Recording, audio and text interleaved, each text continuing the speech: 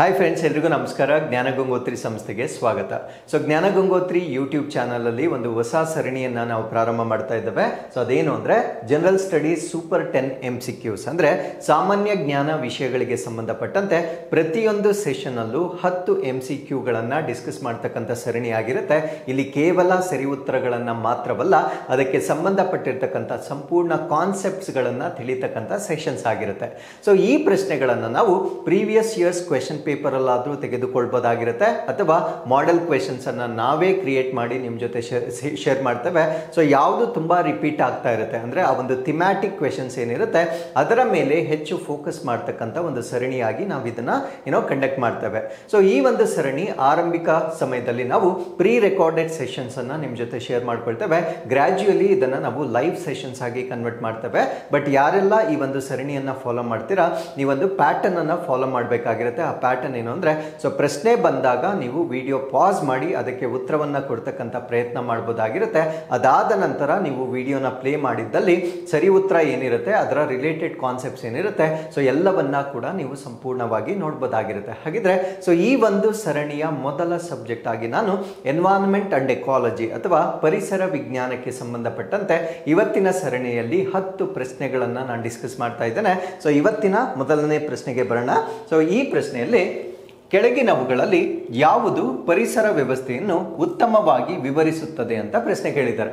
So which of the following best describes ecosystem ಅಂತ ಪ್ರಶ್ನೆ ಕೇಳಿದ್ದಾರೆ. ಸೊ ಇದಕ್ಕೆ ಆಸ್ ಯೂಶುವಲ್ 4 ಆಯ್ಕೆಗಳನ್ನು ನಾವು ನೋಡಬಹುದಾಗಿರುತ್ತೆ. ಈ 4 ಆಯ್ಕೆಗಳನ್ನು ನಾನು ಎಕ್ಸ್ಪ್ಲೇನ್ ಮಾಡೋದಕ್ಕಿಂತ ಮುಂಚೆ ಫಸ್ಟ್ ಅಂಡ್ ಫಾರ್ಮೋಸ್ಟ್ ಇಕೋಸಿಸ್ಟಮ್ ಅಂದ್ರೆ ಏನು, ಅದರ ಕೀ ಪಾಯಿಂಟ್ಸ್ ಅನ್ನು ನಾನು ಡಿಸ್ಕಸ್ ಮಾಡ್ತೇನೆ. ಅದಾದ ನಂತರ ನಾನು ಆಪ್ಷನ್ಸ್ಗೆ ವಾಪಸ್ ಬರ್ತೇನೆ. So what is an ecosystem ಅಥವಾ ಪರಿಸರ ವ್ಯವಸ್ಥೆ ಅಂದ್ರೇನು? ಸೊ ಇದರಲ್ಲಿ 2 ಕೀವರ್ಡ್ಸ್ ಗೊತ್ತಿರಬೇಕಾಗಿರುತ್ತೆ. ಮೊದಲನೇ ಕೀವರ್ಡ್ ಅನ್ನ ನಾವು ಇಂಟರ್ ಕನೆಕ್ಷನ್ ಅಂತ ಹೇಳ್ತೇವೆ, ಅಂತರ ಸಂಪರ್ಕ ಅಂತ ಹೇಳ್ತೇವೆ. ಸೊ ಈ ಒಂದು ಪರಿಸರ ವ್ಯವಸ್ಥೆಯಲ್ಲಿರ್ತಕ್ಕಂಥ ಘಟಕಗಳು, ಆ ಘಟಕಗಳು ಯಾವುದು ಅಂತ ನಾನು ಮುಂದೆ ಹೇಳ್ತೇನೆ. ಆ ಘಟಕಗಳ ನಡುವೆ ಒಂದು ಇಂಟರ್ ಕನೆಕ್ಷನ್ ಇರುತ್ತೆ ಅಥವಾ ಅಂತರ ಸಂಪರ್ಕ ಇರುತ್ತೆ.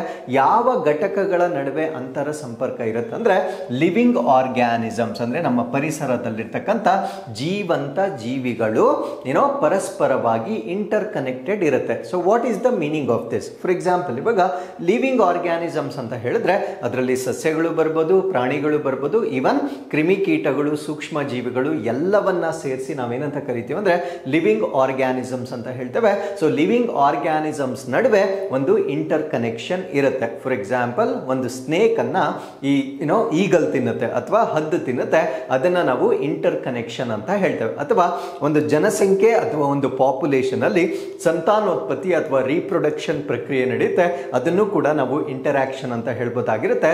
ಅಲ್ಲಿಗೆ ಜೀವಿಗಳ ನಡುವೆ ಒಂದು ಇಂಟರಾಕ್ಷನ್ ಇರುತ್ತೆ. ನಾಟ್ ಓನ್ಲಿ ದಾಟ್, ಸೊ ಆ ಒಂದು ಪರಿಸರ ವ್ಯವಸ್ಥೆಯಲ್ಲಿರ್ತಕ್ಕಂಥ ಅಬಯೋಟಿಕ್ ಕಾಂಪೊನೆಂಟ್ಸ್ ಅಂದ್ರೆ ನಿರ್ಜೀವ ಘಟಕಗಳು ಅಂತ ಹೇಳ್ತೇವೆ. ಆ ನಿರ್ಜೀವ ಘಟಕಗಳೊಂದಿಗೆ ಲಿವಿಂಗ್ ಆರ್ಗ್ಯಾನಿಸಮ್ಸ್ ಅಥವಾ ಜೀವಂತ ಜೀವಿಗಳು ಇಂಟರಾಕ್ಷನ್ ಅನ್ನ ಮಾಡ್ತಕ್ಕಂಥದ್ದನ್ನ ಕೂಡ ನಾವು ಇಕೋಸಿಸ್ಟಮ್ ಅಲ್ಲಿ ನೋಡಬಹುದಾಗಿರುತ್ತೆ. ಹಾಗಿದ್ರೆ ಎನ್ವೈರನ್ಮೆಂಟ್ ಅಲ್ಲಿ ಇರ್ತಕ್ಕಂಥ ಫ್ಯಾಕ್ಟರ್ಸ್ ಯಾವ್ದು ಅಂತ ಹೇಳೋದಾದ್ರೆ ಏರ್, ವಾತಾವರಣದಲ್ಲಿರ್ತಕ್ಕಂಥ ಗಾಳಿ, ವಾತಾವರಣದಲ್ಲಿರ್ತಕ್ಕಂಥ ವಾಟರ್ ಅಥವಾ ನೀರು, ಅದಾದ್ಮೇಲೆ ಸನ್ಲೈಟ್, ಸೂರ್ಯನ ಬೆಳಕು, ಈ ರೀತಿಯಾಗಿರ್ತಕ್ಕಂಥ ಘಟಕಗಳನ್ನು ನಾವು ಅಬಯೋಟಿಕ್ ಕಾಂಪೊನೆಂಟ್ಸ್ ಅಥವಾ ನಿರ್ಜೀವ ಘಟಕಗಳು ಅಂತ ಹೇಳ್ತೇವೆ. ಸೊ ಈ ಜೀವಂತವಾಗಿರ್ತಕ್ಕಂಥ ಆರ್ಗ್ಯಾನಿಸಮ್ಸ್ ಏನಿರುತ್ತೆ ಸೊ ಇದು ನಿರ್ಜೀವವಾಗಿರ್ತಕ್ಕಂಥ ಫ್ಯಾಕ್ಟರ್ಸ್ ನೊಂದಿಗೆ ಇಂಟರಾಕ್ಷನ್ ಮಾಡುತ್ತೆ. ಫಾರ್ ಎಕ್ಸಾಂಪಲ್, ಒಂದು ಸಸ್ಯ, ಒಂದು ಪ್ಲಾಂಟ್ ಅನ್ನ ನಾವು ಎಕ್ಸಾಂಪಲ್ ಆಗಿ ತಗೊಂಡ್ರೆ ಸೊ ಅದರಲ್ಲಿ ಫೋಟೋಸಿಂಥಸಿಸ್ ನಡೆಯುತ್ತೆ ಅಥವಾ ದ್ವಿತಿ ಸಂಶ್ಲೇಷಣೆ ಕ್ರಿಯೆ ನಡೆಯುತ್ತೆ. ಸೊ ಈ ಒಂದು ಕ್ರಿಯೆಗಾಗಿ ಅದಕ್ಕೆ ಗಾಳಿ ಬೇಕಾಗಿರುತ್ತೆ, ಇವನ್ ವಾಟರ್ ಕೂಡ ಬೇಕಾಗಿರುತ್ತೆ, ಇವನ್ ಸನ್ಲೈಟ್ ಕೂಡ ಬೇಕಾಗಿರುತ್ತೆ. ಸೊ ಅಲ್ಲಿಗೆ ಸಸ್ಯ ಅಂತಕ್ಕಂಥದ್ದು ಒಂದು ಜೀವಿ ಆಗಿದೆ. ಈ ಜೀವಿ ಜೀವಂತ ಇಲ್ಲದೆ ಇರತಕ್ಕಂಥ ಪರಿಸರದ ಘಟಕಗಳೊಂದಿಗೆ ಇಂಟರಾಕ್ಷನ್ ಅನ್ನ ಮಾಡ್ತಾ ಇದೆ. ಸೊ ಇವೆರಡು ಆದರೆ ಮಾತ್ರ ಅಂದ್ರೆ ಸೊ ಆರ್ಗ್ಯಾನಿಸಮ್ಸ್ ಮಧ್ಯೆ ಇಂಟರಾಕ್ಷನ್ ಇರಬೇಕು. ಈ ಆರ್ಗ್ಯಾನಿಸಮ್ಸ್ ನಾನ್ ಲಿವಿಂಗ್ ಕಾಂಪೊನೆಂಟ್ಸ್ ಜೊತೆ ಕೂಡ ಇಂಟರಾಕ್ಷನ್ ಆಗಬೇಕು. ಇವೆರಡೂ ಇದ್ದರೆ ಮಾತ್ರ ಆ ಒಂದು ವ್ಯವಸ್ಥೆಯನ್ನ ನಾವೇನಂತ ಕರಿತೀವಿ ಅಂದ್ರೆ ಇಕೋಸಿಸ್ಟಮ್ ಅಥವಾ ಪರಿಸರ ವ್ಯವಸ್ಥೆ ಅಂತ ಹೇಳ್ತೇವೆ. ಸೊ ಅಲ್ಲಿಗೆ ಪರಿಸರ ವ್ಯವಸ್ಥೆ ಅಂತ ಹೇಳಬೇಕಾಗಿದ್ರೆ ಒಂದು ಇಂಟರಾಕ್ಷನ್ ಇರಬೇಕು. ಇಂಟರಾಕ್ಷನ್ ಅಂದ್ರೆ ಅಂತರ ಸಂಪರ್ಕ ಇರಬೇಕು. ಯಾವ್ದ್ಯಾವ್ದು ಆ ಅಂತರ ಸಂಪರ್ಕದಲ್ಲಿ ಪಾಲ್ಗೊಳ್ಬೇಕಂದ್ರೆ ಜೀವ ಇರ್ತಕ್ಕಂಥ ಜೀವಿಗಳು ಅಥವಾ ಆರ್ಗ್ಯಾನಿಸಮ್ಸ್ಗಳು, ಅದ್ರ ಜೊತೆಗೆ ಅಬಯೋಟಿಕ್ ಫ್ಯಾಕ್ಟರ್ಸ್ ಅಂದರೆ ಜೀವ ಇರ್ತಕ್ಕಂಥ ಪ್ರಾಣಿಗಳು ಅಥವಾ ಜೀವಿಗಳು, ಜೀವ ಇಲ್ಲದೆ ಇರ್ತಕ್ಕಂಥ ಪರಿಸರದ ಘಟಕಗಳೊಡನೆ ಒಂದು ಒಡನಾಟ ಅಥವಾ ಒಂದು ಸಂಪರ್ಕವನ್ನ ಮಾಡಿದ್ರೆ ಆ ವ್ಯವಸ್ಥೆಯನ್ನ ಮಾತ್ರ ನಾವೇನಂತ ಕರಿತೀವಿ ಅಂದ್ರೆ ಇಕೋಸಿಸ್ಟಮ್ ಅಂತ ಕರಿತೇವೆ. ಸೊ ಈಗ ಆಪ್ಷನ್ಸ್ಗೆ ಬರೋಣ. ಮೊದಲನೇ ಆಪ್ಷನ್ ನೋಡಿ, ಜೀವಿಗಳ ಸಮುದಾಯದ ಪರಸ್ಪರ ಸಂವಹನ ಅಂತ ಹೇಳ್ತಾ ಇದ್ದಾರೆ. ಅಂದ್ರೆ community of organisms interacting with one other. So ಇಲ್ಲಿ ಆಫ್ ಆಫ್ ದಿ ಡೆಫಿನೇಷನ್ ಮಾತ್ರ ಇದೆ. ಸೊ ಏನಕ್ಕೆ ಇದನ್ನ ಆಫ್ ಆಫ್ ದಿ ಡೆಫಿನೇಷನ್ ಅಂತ ಹೇಳ್ತೀನಿ ಅಂದ್ರೆ ಇಲ್ಲಿ ಅಬಯೋಟಿಕ್ ಫ್ಯಾಕ್ಟರ್ಸ್ ಅನ್ನ ಅವರು ಮಿಸ್ ಮಾಡಿದ್ದಾರೆ. ಸೊ ಅದರಿಂದ ಈ ಡೆಫಿನೇಷನ್ ಅನ್ನ ನಾನು ಕರೆಕ್ಟ್ ಅಂತ ತಗೊಳಕ್ಕಾಗೋದಿಲ್ಲ. ಜೀವಿಗಳ ನಡುವೆ ಮಾಡ್ತಾ ಇರ್ತಕ್ಕಂಥ ಸಂವಹನ ಮಾತ್ರವಲ್ಲ, ನಿರ್ಜೀವ ವಸ್ತುಗಳ ನಡುವೆ ಆಗ್ತಕ್ಕಂಥ ಸಂವಹನವನ್ನ ಕೂಡ ನಾವು ಈ ಡೆಫಿನೇಷನ್ ಅಲ್ಲಿ ಸೇರಿಸಬೇಕಾಗಿರುತ್ತೆ. ಆ ಪಾರ್ಟ್ ಮಿಸ್ ಆಗಿರೋದ್ರಿಂದ ಈ ಆಪ್ಷನ್ ಅನ್ನ ನಾವು ರಾಂಗ್ ಅಂತ ಕನ್ಸಿಡರ್ ಮಾಡಬೇಕು. ಸೊ ಎರಡನೇ ಸ್ಟೇಟ್ಮೆಂಟ್ಗೆ ಬರೋಣ. ಜೀವಿಗಳು ವಾಸಿಸುವ ಭೂಮಿಯ ಆ ಭಾಗ ಅಂತ ಹೇಳ್ತಾ ಇದ್ದಾರೆ. ಅಂದ್ರೆ that part of the earth which is inhabited by living organisms, ಅಂದ್ರೆ ಭೂಮಿಯ ಮೇಲೆ ಜೀವಿಗಳು ವಾಸ ಮಾಡ್ತಕ್ಕಂಥ ಭಾಗ ಅಂತ ಹೇಳ್ತಾ ಇದ್ದಾರೆ. ಸೊ ಇದು ಸ್ವಲ್ಪ ಪಾರ್ಷಿಯಲಿ ಕರೆಕ್ಟ್ ಅನ್ಸುತ್ತೆ, ಯಾಕಂದ್ರೆ ಇಲ್ಲಿ ಜೀವಿಗಳನ್ನು ಕವರ್ ಮಾಡಿದ್ದಾರೆ, ಭೂಮಿಯ ಮೇಲೆ ಅಬಯೋಟಿಕ್ ಫ್ಯಾಕ್ಟರ್ಸ್ ಕೂಡ ಇರುತ್ತೆ. ಪ್ರಾಬಬಲಿ ಕರೆಕ್ಟ್ ಆನ್ಸರ್ ಆಗಿರುತ್ತೆ. ಇದನ್ನ ಕರೆಕ್ಟ್ ಆನ್ಸರ್ ಅಂತ ಡಿಕ್ಲೇರ್ ಮಾಡೋದಕ್ಕಿಂತ ಮುಂಚೆ ಇದಕ್ಕಿಂತ ಬೆಸ್ಟ್ ಆನ್ಸರ್ ಯಾವ್ದಾದ್ರು ಇದೆಯಾ ಅಂತ ನಾವು ಚೆಕ್ ಮಾಡಬೇಕಾಗಿರುತ್ತೆ. ಸೊ ಅದರಿಂದ ಆಪ್ಷನ್ ಸಿಗೆ ಬರೋಣ. ಜೀವಿಗಳು ವಾಸಿಸುವ ಪರಿಸರವನ್ನೊಳಗೊಂಡಂತೆ ಜೀವಿ ಸಮೂಹ ಅಂತ ಹೇಳ್ತಾ ಇದ್ದಾರೆ. ಸೊ ಇಲ್ಲಿ ಈ ಪರಿಸರ ಅಂದ ಕೂಡಲೇ ಇಲ್ಲಿ ನಾವು ಅಬಯೋಟಿಕ್ ಫ್ಯಾಕ್ಟರ್ಸ್ ಅನ್ನ ನಾವು ನೋಡ್ಬೋದಾಗಿರುತ್ತೆ. ಅದು ಗಾಳಿ ಆಗಿರ್ಬೋದು, ನೀರಾಗಿರ್ಬೋದು ಅಥವಾ ಸನ್ಲೈಟ್ ಆಗಿರ್ಬೋದು. ಈ ರೀತಿಯ ಫ್ಯಾಕ್ಟರ್ಸ್ ಅನ್ನ ನಾವೇನಂತ ಕರಿತೀವಿ ಅಂದ್ರೆ ಪರಿಸರದಲ್ಲಿರ್ತಕ್ಕಂಥ ಘಟಕಗಳು ಅಂತ ಹೇಳ್ತೇವೆ. ಅದ್ರ ಜೊತೆಗೆ ಇಲ್ಲಿ ಜೀವಿಗಳನ್ನು ಕೂಡ ಮೆನ್ಷನ್ ಮಾಡಿದ್ದಾರೆ. ಸೊ ಒಂದು ಕಡೆ ಜೀವಿಗಳು ಬಯೋಟಿಕ್ ಫ್ಯಾಕ್ಟರ್ಸ್ ಕವರ್ ಆಯಿತು, ಇನ್ನೊಂದು ಕಡೆ ಪರಿಸರ ಅಂತ ಬಂದಾಗ ಅಬಯೋಟಿಕ್ ಫ್ಯಾಕ್ಟರ್ಸ್ ಕೂಡ ಕವರ್ ಆಯಿತು. ಇವೆರಡನ್ನ ಒಳಗೊಂಡಿರ್ತಕ್ಕಂಥ ಒಂದು ವ್ಯವಸ್ಥೆಯನ್ನ ನಾವೇನಂತ ಕರಿತೀವಿ ಅಂದ್ರೆ ಪರಿಸರ ವ್ಯವಸ್ಥೆ ಅಂತ ಹೇಳ್ತೇವೆ. ಸೊ ಭೂಮಿ ಅಂತ ಹೇಳೋದಕ್ಕಿಂತ ಪರಿಸರ ಅಂತ ಹೇಳ್ತಕ್ಕಂಥ ಪದ ತುಂಬಾ ಸೂಕ್ತವಾಗಿರುತ್ತೆ. ಸೊ ಅದರಿಂದ ಬಿ ಡೆಫಿನೇಷನ್ ಗಿಂತ ಬೆಸ್ಟ್ ಡೆಫಿನೇಷನ್ ಯಾವ್ದಾಗಿರುತ್ತೆ ಅಂದ್ರೆ ಸಿ ಇದಕ್ಕೆ ಬೆಸ್ಟ್ ಡೆಫಿನೇಷನ್ ಆಗಿರುತ್ತೆ. ಸೊ ಅದಕ್ಕಿಂತ ಮುಂಚೆ ಆಪ್ಷನ್ ಡಿ ಅನ್ನ ಕೂಡ ನಾವು ಒಂದ್ಸತಿ ನೋಡೋದಾದ್ರೆ ಭೌಗೋಳಿಕ ಪ್ರದೇಶದ ಸಸ್ಯ ಮತ್ತು ಪ್ರಾಣಿ ಅಂತ ಹೇಳ್ತಾ ಇದ್ದಾರೆ. ಇಲ್ಲಿ ಒನ್ಸ್ ಅಗೇನ್ ಸಸ್ಯ ಮತ್ತು ಪ್ರಾಣಿಗಳಿಗೆ ಮಾತ್ರ ಇಲ್ಲಿ ಇಂಪಾರ್ಟೆನ್ಸ್ ಕೊಟ್ಟಿದ್ದಾರೆ. ಅಲ್ಲಿರ್ತಕ್ಕಂಥ ಒಂದು ನಿರ್ಜೀವ ವಸ್ತುಗಳಿಗೆ ಪ್ರಾಮುಖ್ಯತೆಯನ್ನು ಕೊಟ್ಟಿರೋದಿಲ್ಲ. ಸೊ ಅದರಿಂದ ಈ ಪ್ರಶ್ನೆಗೆ ಬೆಸ್ಟ್ ಆನ್ಸರ್ ಯಾವ್ದಾಗಿರುತ್ತೆ ಅಂದ್ರೆ ಆಪ್ಷನ್ ಸಿ ಇದಕ್ಕೆ ಬೆಸ್ಟ್ ಆನ್ಸರ್ ಆಗಿರುತ್ತೆ.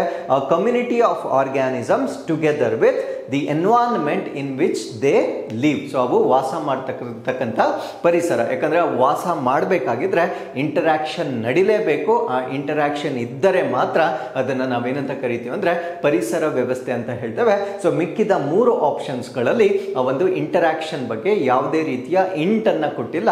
ಸೊ ಅದರಿಂದ ಆಪ್ಷನ್ ಸಿ ಇದಕ್ಕೆ ಬೆಸ್ಟ್ ಆನ್ಸರ್ ಆಗಿರುತ್ತೆ. So with this let's get into question number 2.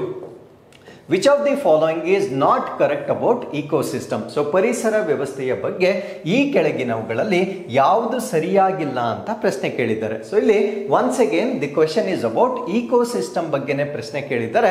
But ಇಲ್ಲಿ ಯಾವುದು ಸರಿ ಇಲ್ಲ ಅಂತ ಕೇಳಿದ್ದಾರೆ. ಅಂದ್ರೆ ಕೊಟ್ಟಿರ್ತಕ್ಕಂಥ 4 ಆಯ್ಕೆಗಳಲ್ಲಿ 3 ಸ್ಟೇಟ್ಮೆಂಟ್ಗಳು ಸರಿಯಾಗಿರ್ತವೆ, ಒಂದೇ ಒಂದು ಸ್ಟೇಟ್ಮೆಂಟ್ ಮಾತ್ರ ರಾಂಗ್ ಇರುತ್ತೆ.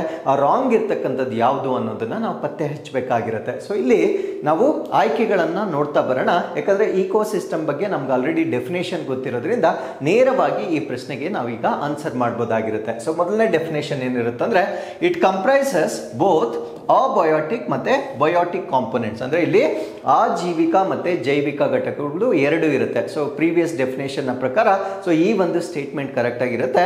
ಒಂದು ವ್ಯವಸ್ಥೆಯನ್ನ ನಾವು ಪರಿಸರ ವ್ಯವಸ್ಥೆ ಅಂತ ಹೇಳಬೇಕಾಗಿದ್ರೆ ಜೀವಂತ ವಸ್ತುಗಳು ಇರಬೇಕು, ನಿರ್ಜೀವ ವಸ್ತುಗಳು ಇರಬೇಕಾಗಿರುತ್ತೆ. ಅವೆರಡರ ನಡುವೆ ಇಂಟ್ರಾಕ್ಷನ್ ಕೂಡ ಇರುತ್ತೆ. ಸೊ ಅಲ್ಲಿಗೆ ಫಸ್ಟ್ ಸ್ಟೇಟ್ಮೆಂಟ್ ಕರೆಕ್ಟ್ ಆಗಿರುತ್ತೆ. ಸೊ ಅವ್ರು ಕೇಳಿರ್ತಕ್ಕಂಥದ್ದು ನಾಟ್ ಕರೆಕ್ಟ್ ಅನ್ನೋದನ್ನ ನಾವು ಐಡೆಂಟಿಫೈ ಮಾಡಬೇಕು. ಎರಡನೇ ಸ್ಟೇಟ್ಮೆಂಟ್ ಹೋಗೋಣ.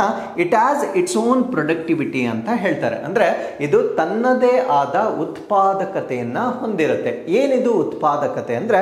ಉತ್ಪಾದಕತೆ ಅಂದ್ರೆ ಸೂರ್ಯನ ಬೆಳಕನ್ನ ಉಪಯೋಗಿಸಿಕೊಂಡು ಅದನ್ನ ಕಾರ್ಬೋಹೈಡ್ರೇಟ್ಸ್ ಆಗಿ ಕನ್ವರ್ಟ್ ಮಾಡ್ತಕ್ಕಂಥದ್ದು. ಅಂದ್ರೆ ಲೈಟ್ ಎನರ್ಜಿ ಬಂದು ಕೆಮಿಕಲ್ ಎನರ್ಜಿ ಆಗಿ ಚೇಂಜ್ ಆಗ್ತಾ ಇದೆ. ಅಂದ್ರೆ ಬೆಳಕಿನ ಶಕ್ತಿ ಅದು ರಾಸಾಯನಿಕ ಶಕ್ತಿಯಾಗಿ ಪರಿವರ್ತನೆ ಆಗ್ತಾ ಇದೆ.